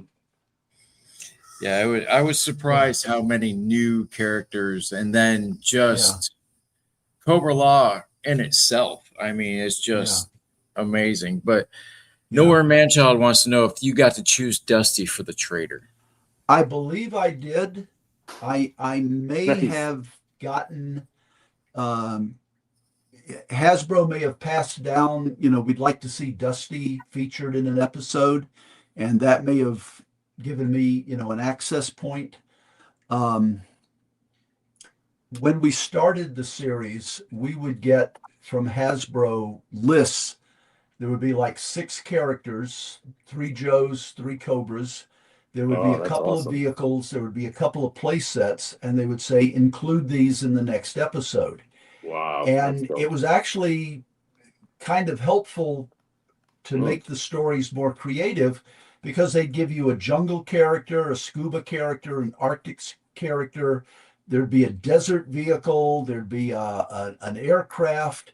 There would be all this stuff that didn't go together, and you'd have to come up with a story that would tie all this stuff in. Nice. But after about a couple of weeks, they realized these guys are going to use everything in the box. I mean, we don't have to tell them. They're already digging through it looking for stuff. So they stopped giving us daily updates of what they wanted. But periodically we would get messages like, we've seen a little too much of Duke, let some other characters be featured for a while, or conversely, I wrote that. Low Light gets an episode, and we would do that. So what do you think about the classified toy line going back and making like this shipwreck from this episode? Like they're making actual figures from your episodes. Which one is this? Which company is this? This is Classified from Hasbro, the Classified G.I. Joe line of 6-inch figures. They're making they actual don't talk figures to me, and I don't talk to them. Oh, I think that's a huge miss. I don't know. when they were doing G.I. Joe Extreme, they wanted to do G.I. Joe Extreme. They asked, do you have any ideas? And my suggestion was, because they wanted to do the characters larger than the traditional 3.5-inch characters. Right. And I suggested we'll do it kind of like Tom Clancy, because Clancy was really hot at the time. I said, do it as a kind of a Tom Clancy thing. And I said, flip the script. Make the Joes the outlaws, the ones that are being pursued, because you have an evil foreign leader pretending to be noble and good, who is really the head of this new organization. And the Joes are trying to expose him. And the Joes are out in these missions very unofficially, trying to thwart this guy. And Hasbro liked that. I wrote a pilot for him. I'm going to be very judicious here and say the producer that they assigned me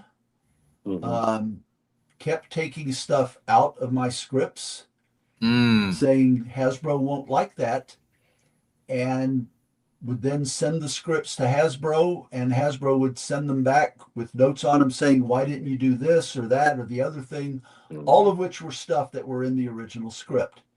And at a certain point, I realized it is going to be like this for the entire series, and I just suggested, why don't I go my way and you go your way, and you do whatever it is you want to do. Yeah, I had a boss that used to, like, dude, time for me to get a raise. Oh, they're going to deny it. Like, we'll just send it down the pipe anyway and let them deny it. You don't have to, just stay the hell out of it. That's my approach too.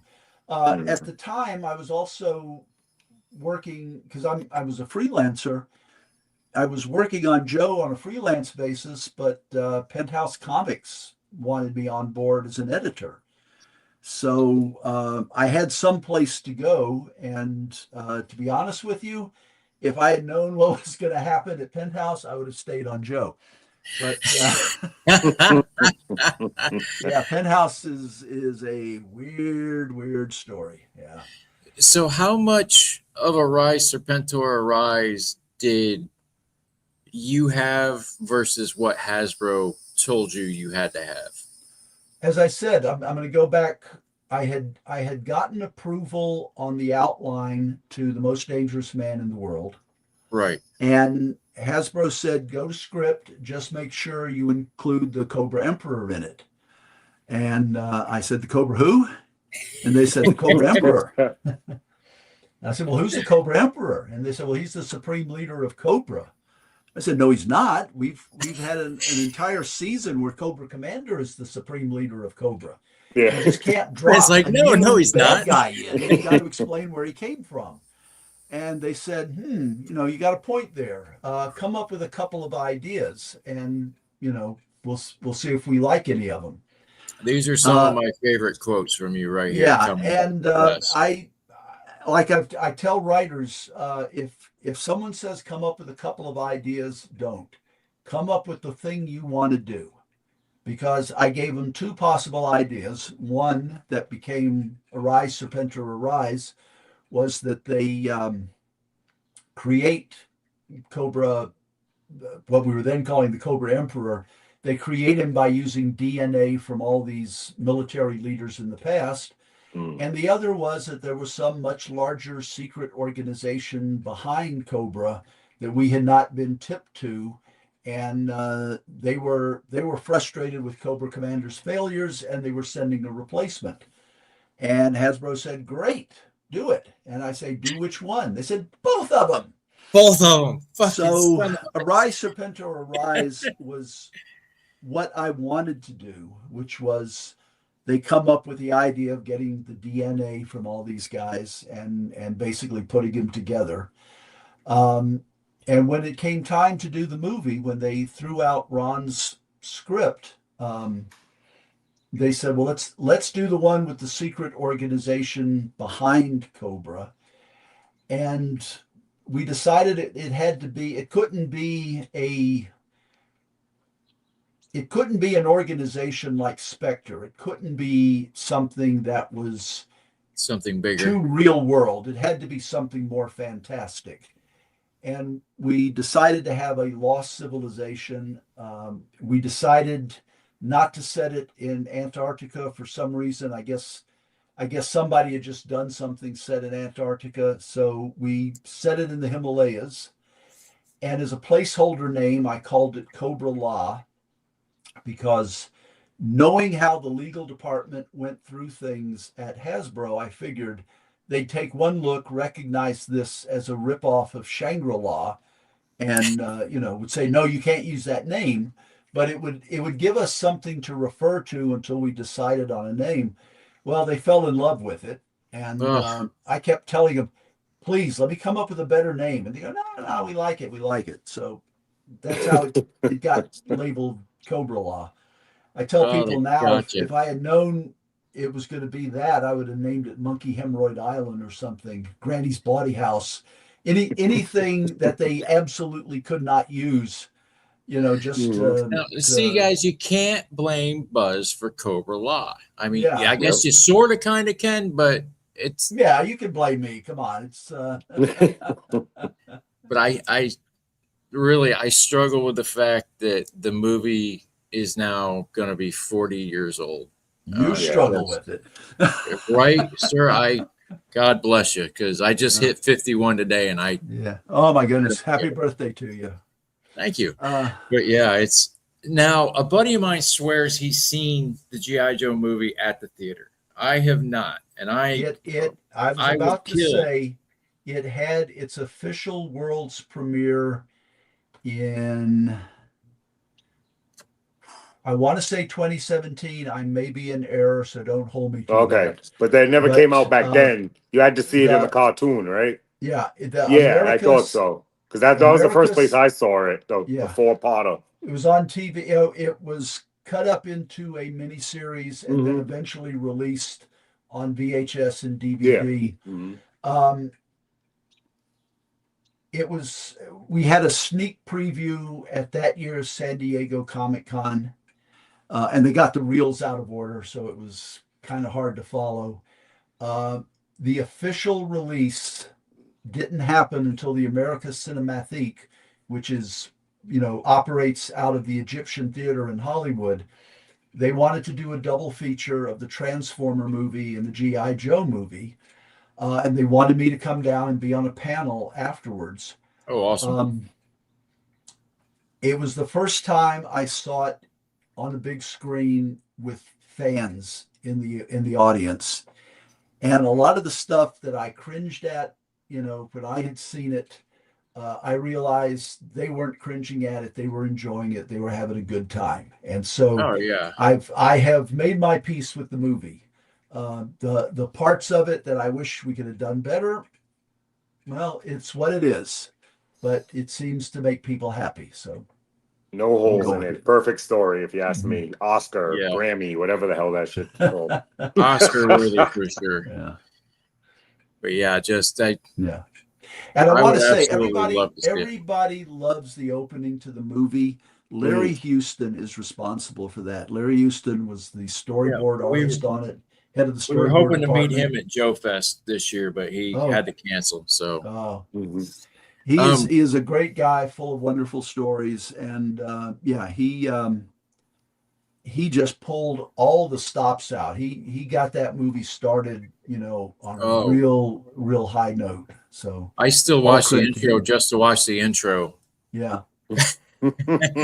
Now, we segued into Larry Houston a little bit. Tell us about the Jamie Sullivan dinner that you're getting ready to do. I heard be there. Jamie has been one of the artists on I think it was the IDW. And I got the giant litho. That's Jamie Sullivan. Yeah, he did the what is now currently holding the record for the most characters on a single comic book cover. He had all the Joe characters in it. I think Hector Ramirez is in there somewhere, but I haven't been able to locate him. Jamie had he's diabetic and he had a foot infection, which, if you know anything about that, is very, very serious. I know a couple of people who have lost limbs due to that sort of thing. And yeah, he's right up there. There he is. Yeah, he's got it. That's why he went to go grab it to show it off, that bastard. Jamie needs surgery. We are having a dinner where several people who've been involved with Joe over the years. We will be at separate tables with fans who have paid to come to the dinner, and you're going to basically get me, for a whole meal. So, and I don't know if they've sold out yet. If they haven't, go to Jamie's page on Facebook or look him up online and see if there are any slots left. But I will be one of. Oh, I don't want to say the number, but there'll be several of us there. Quite a few of you guys that are going to be there. And every one of us is at a table, and we Where will be is this talking to dinner? fans all through the meal. It's in Los Angeles, I believe. Los Angeles. Yeah. Pasadena, actually. That's across the world for me. Yeah. Yeah. Gonzo. Yeah. Oh, that's awesome. Mm-hmm. Very cool. Yeah. Jamie is a wonderful person, and his wife, Erin, is just tremendous. Yeah. So now, where was you located when you wrote the show? Is that a signature of mine up there? Buzz Dixon autograph. You were the first person to sign this, and there's over 40 autographs on this thing now. Oh, wow. Yes. Oh, that's a nice piece. That's show off again. One of my favorite things in this world. I can see why. Yeah. But I have never seen that poster for the movie. This I am not familiar with. I don't know if somebody just made AI. See, yeah, it's highly possible, but get rid of it. It's gone. But here is the Sunbow script cover. Yeah, as far as I can tell. This, I think, on one of the DVD releases, this is a bonus. They have the script. Oh, so you can read through it and see what we originally did. Yeah, we tried to do this with a lot more, a lot more like a real action movie as opposed to the show where we had to pull punches. I was never allowed, especially here with Duke dying. I mean, Duke dying. Thank you for that. I really wish this had come out before Transformers, so we could have got the actual. I mean, it's part of growing up. I mean, you learn people die, but hey, one for two. You can't be 2 for 2. We were 1 for 2. We got to deal with it. Yeah. As I was saying before, Hasbro made the mistake of thinking we'll introduce brand new characters, and they did the same thing with the Transformers movie, and they liked the death scene that Joe had so much. They thought, well, great, we'll get rid of Optimus Prime by just killing him off in the Transformers movie. And at the time, I pointed out to him, I said, the Transformers audience is a little younger than the Joe audience. Right. They're not, the Joe audience recognizes intellectually, at least, that people can get killed in combat. Well, we were growing up with Joe. I mean, I don't know. It was the perfect time for me. Like I was born in 75. So it was all there. But the other thing was, you can always fix a robot. You can rip him apart. You can run over him with a steamroller. You can always fix him. You can't fix a human being. And you can always bring Optimus Prime back if you want to, which they did, but you can't do it once you kill a human being. And I said, if you're going to get rid of Duke, if you're removing him and a bunch of others from the product line, let him die a heroic death. So they his death actually meant something. Like he took the hit or took the snake for his brother. I mean, he dies in the script and they told the Transformer guys, "Hey, we like this scene so much, you do the same thing to Optimus Prime." So they killed Optimus Prime. And as I said, the Transformers audience was about like 9 to 10.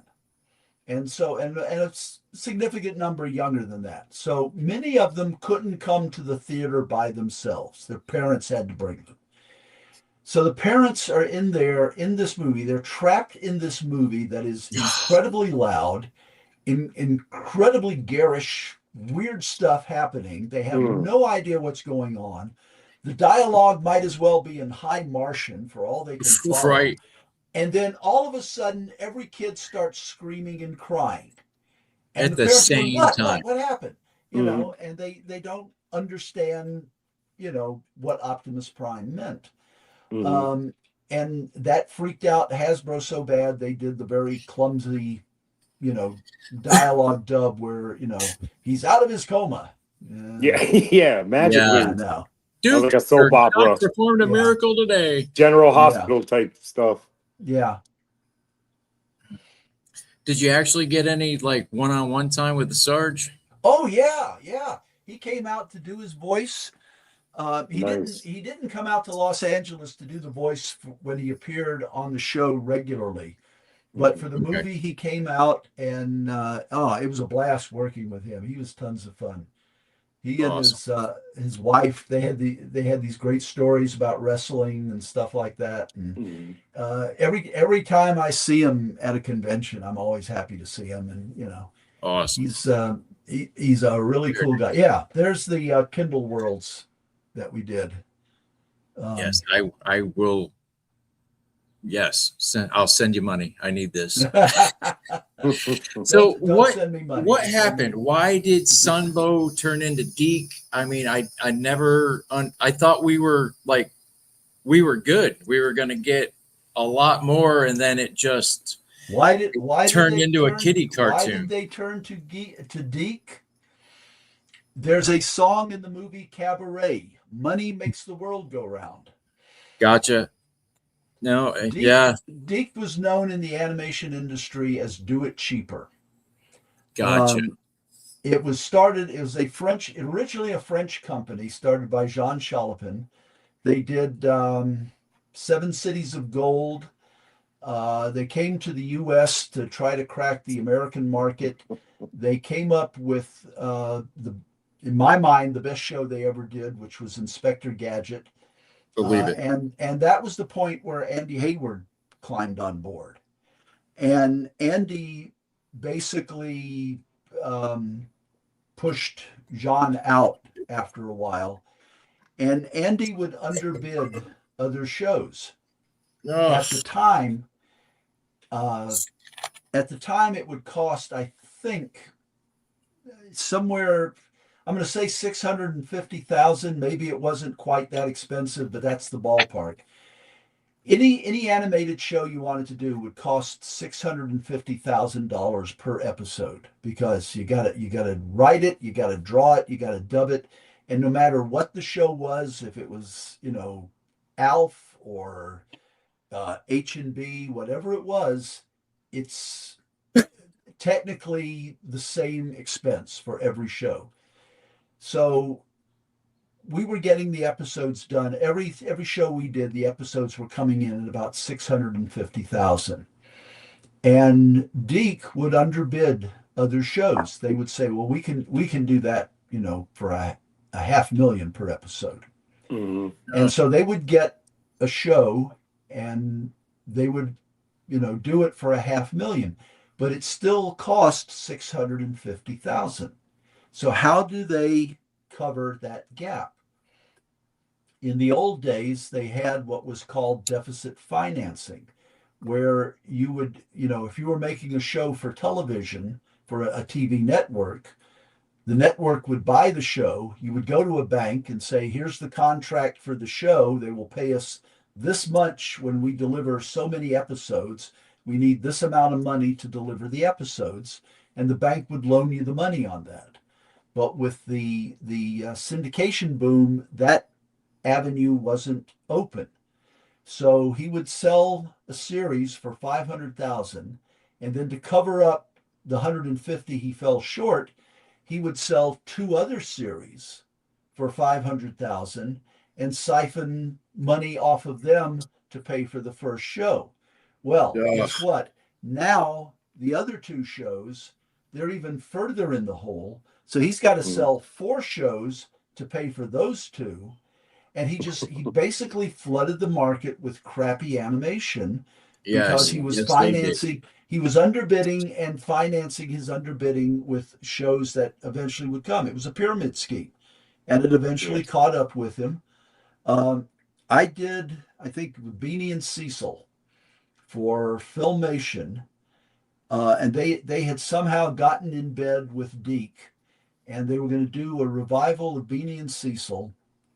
And they sent me the Bible, and I was told every time a character makes a joke, give us X number of seconds of reaction shots, like in Ren and Stimpy, so that, we don't have to spend money on animation for that, and try to have as many of those in. My script, I got paid for my script, but it never got into production because the network took one look at the show, realized it was a bunch of crap, and they canceled it like the second week it was on. So, that was Deke. Nice. We did have a couple of questions. Bobby had always heard rumors that Griffin Bacall weren't big fans of Christopher Collins and Lotta, and that's why they killed off his most iconic characters in the movies. Well, no, that's not why they killed off the characters. It was Hasbro's edict that killed off the characters. Hasbro's edict. Chris, we like Chris. He was a brilliant voice actor. He was a very funny comedian. But he was dealing with demons of his own, if you follow me. That happens. Yeah. The guy who was doing the Transformers show, periodically we get phone calls at 3 a.m. from the Santa Monica Police Department, and God, saying we've picked up a Chris Lotta. You want to come and bail him out? And why are they calling you? That's tomorrow. Damn, we do. We'll come down and bail him out. He's got to be there in the morning. So. And he just never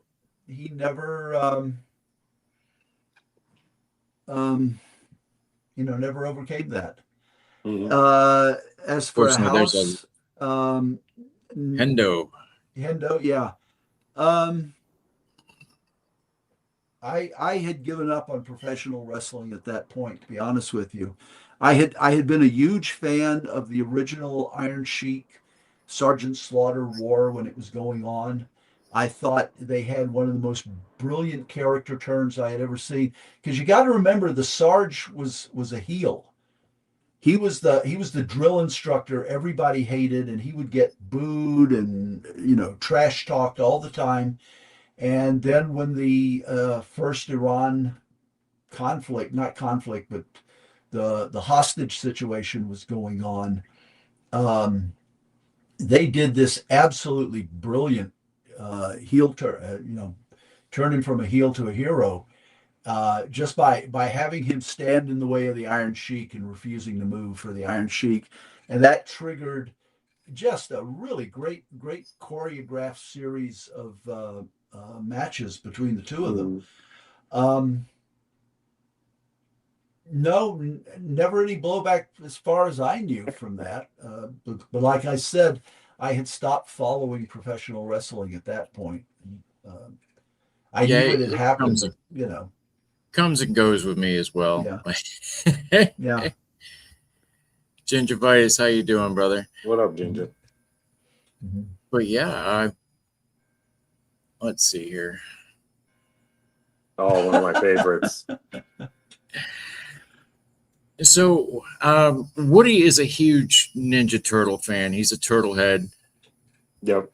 No pun intended.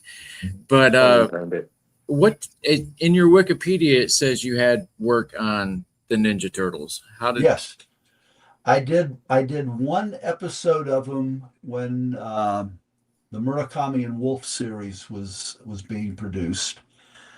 I had a really strange experience on it. I turned in this. I pitched an idea. They accepted it. I turned in an outline. They accepted that. I wrote the script. They accepted it. And then after they accepted it, they sent it back with all the story editor changes on it that the story editor made after I submitted it, which, I mean, as a freelancer, once you turn it in and get paid, it's out of, your exactly. hands. But I was looking at the changes because I figured, well, what did I get wrong? Because literally every page was covered in red ink. And I'm just trying to figure, what did I do wrong? What did I misunderstand? And I'm looking at it, and every change, even in action scenes, was just basically swapping out one word for another or rearranging sentences, sentence structure. And it's like, all right, I understand for dialogue, maybe I wasn't hearing the characters the way you guys who are working with it are hearing them. I could understand, a lot of stuff like that for dialogue, but I mean, if I wrote he comes through the door and you change it to through the door he came, angle on the door he does, I mean, it was like little that guy had to like justify his job. He was just correcting shit for fun. Yeah, right. I mean, just to demonstrate you're doing your job, I guess. Yep. I mean, it was the exact opposite of working with Joe Ruby, because you write a script for Joe Ruby and you give it to Joe and it would come back to you, and the only thing on it would be on the cover: fix, make better. yeah. In summary. Yeah. So we got a touch of the Cobra Coil in like one of the last episodes of season 2. Is that kind of where we were headed for season 3? I've got a back support and it keeps slipping down in my chair. That is Charles Michael Hill, and if you want, I'll tell him to get in contact with you guys. We've met him a few times. We were supposed to. Great. Yeah, we were supposed to do this a while ago with him, but yeah, he came up with the idea. He pitched it. I said I thought it was good. I relayed to Hasbro. I said, if you're looking for a direction to go with Joe, this is a smart direction. Yeah. Awesome. And then they gave the series over to Deke, and I think I can't remember if Mike worked on the Deke series or not, but it came as a surprise to him that they had included so much of the stuff he had written without giving him credit. Oh, that's crazy. So, yeah. But that's Deke for you. They called me up and they said, we're doing the series where we picked it up from from Sunbow. And we know you did a lot of work on it. Are you interested in doing work on it, continuing? And I said, sure. And I named the price I was getting per episode. And they said, oh, we can't meet that. And I said, well, I guess I'm not working for you. So what do you have coming up, Buzz? Anything that you're working on? Anything that you're super proud of? Anything you just want to talk about? I got a couple of things coming up. I have been working on novels for the last few years. It's I have found it to be very satisfying. And they're all, if you like the crazy stuff that I did on G.I. Joe and Transformers and these other shows, you're going to like these books, because even though they aren't science fiction or fantasy, I take a very skewed look at the world. I've got one that'll be coming out, very shortly, called Cheeky. And it is based on something that actually happened in Vermont in the year 2000. Basically, some college students in Brattleboro, Vermont, found out there was a clothing optional law still on the books, dating all the way back from the hippie era, and they took advantage of it. And so I've written this book, Cheeky, about another town where a teenage troublemaker finds out there's a clothing optional law on their books. And basically, it follows how this goes from being outrageous to edgy to fashionable to everybody's doing it to passé over the course of a summer. And it's basically the teens are doing it because they know their parents can't do anything about it. Nice. It's just nice. It kind of plays off of that. That's going to be followed up with another one that is ready to go called Uncle Lard, which is set in the earliest days of the television industry. It is set in a small TV station in the Midwest. Okay. And in 1946, broadcast TV was just getting its foothold, and all the stations went off the air. They never stayed on later than 10 p.m. And in Uncle Lard, my title character is this kind of lovable loser guy. He and some of his buddies, because he works as a janitor at night at this TV station, they start doing some unofficial broadcasts after midnight, and awesome.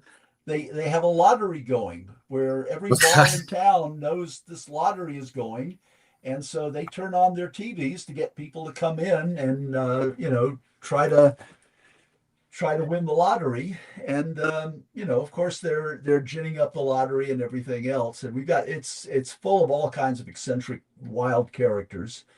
Nice. There will be any plans for an autobiography? Excuse me?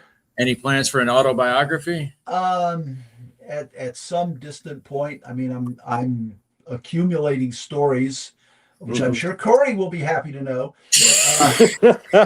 I'm accumulating stories that I will eventually put together. Nice. But a memoir. That's way down the line. Nice.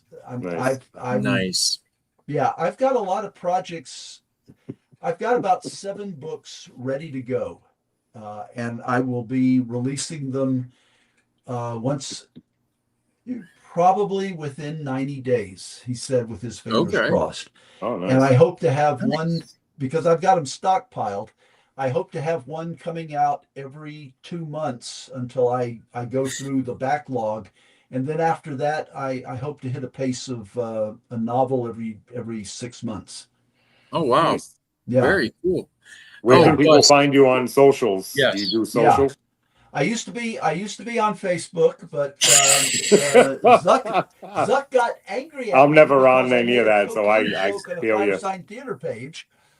If you don't know who the Firesign Theater was, they were a comedy troupe in the 60s and 70s that did a lot of drug humor. So why anyone would get offended at a cocaine joke on their page, I have no idea. I've seen quite a few. I don't understand it, but yeah. I think it's because I have heard from other people, if you are sharing too much of certain types of messages, and I won't say what type of messages they are, but if it's about, let's say a rotting orange, they tend to be much stricter on deciding if you can post or not. That's and a fact. Run afoul Weird, but they want freedom of speech. Weird. That's a fact. I have run afoul of them several times Weird. in the past. So and had weird. always It's freedom won. of speech, but you can only say certain things. Exactly.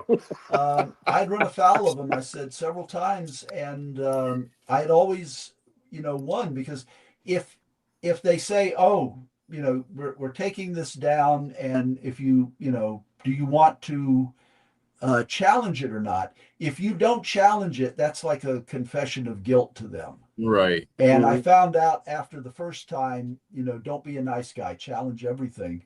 Well, I must have challenged about a half a dozen, attempts to take me down, and I won every one of them.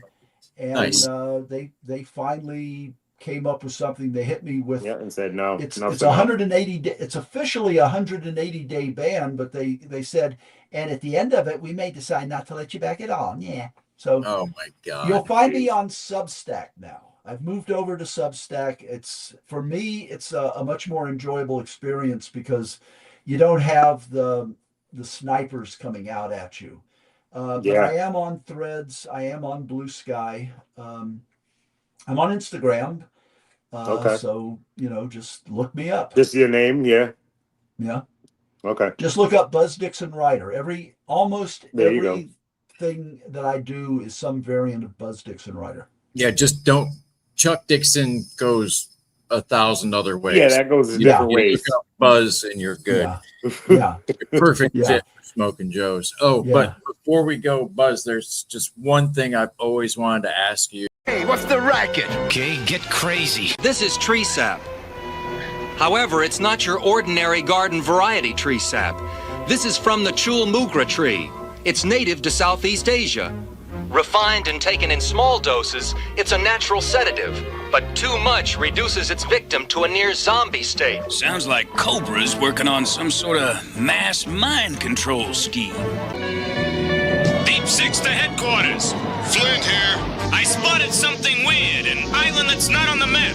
Impossible. The entire Earth's been mapped. Well, something's wrong. Either my eyes or their map. Uh-oh, I got company. Cobra Rattler. We'll be out there with Sky Strikers before you can say Roger and out. Somebody's watching us on TV.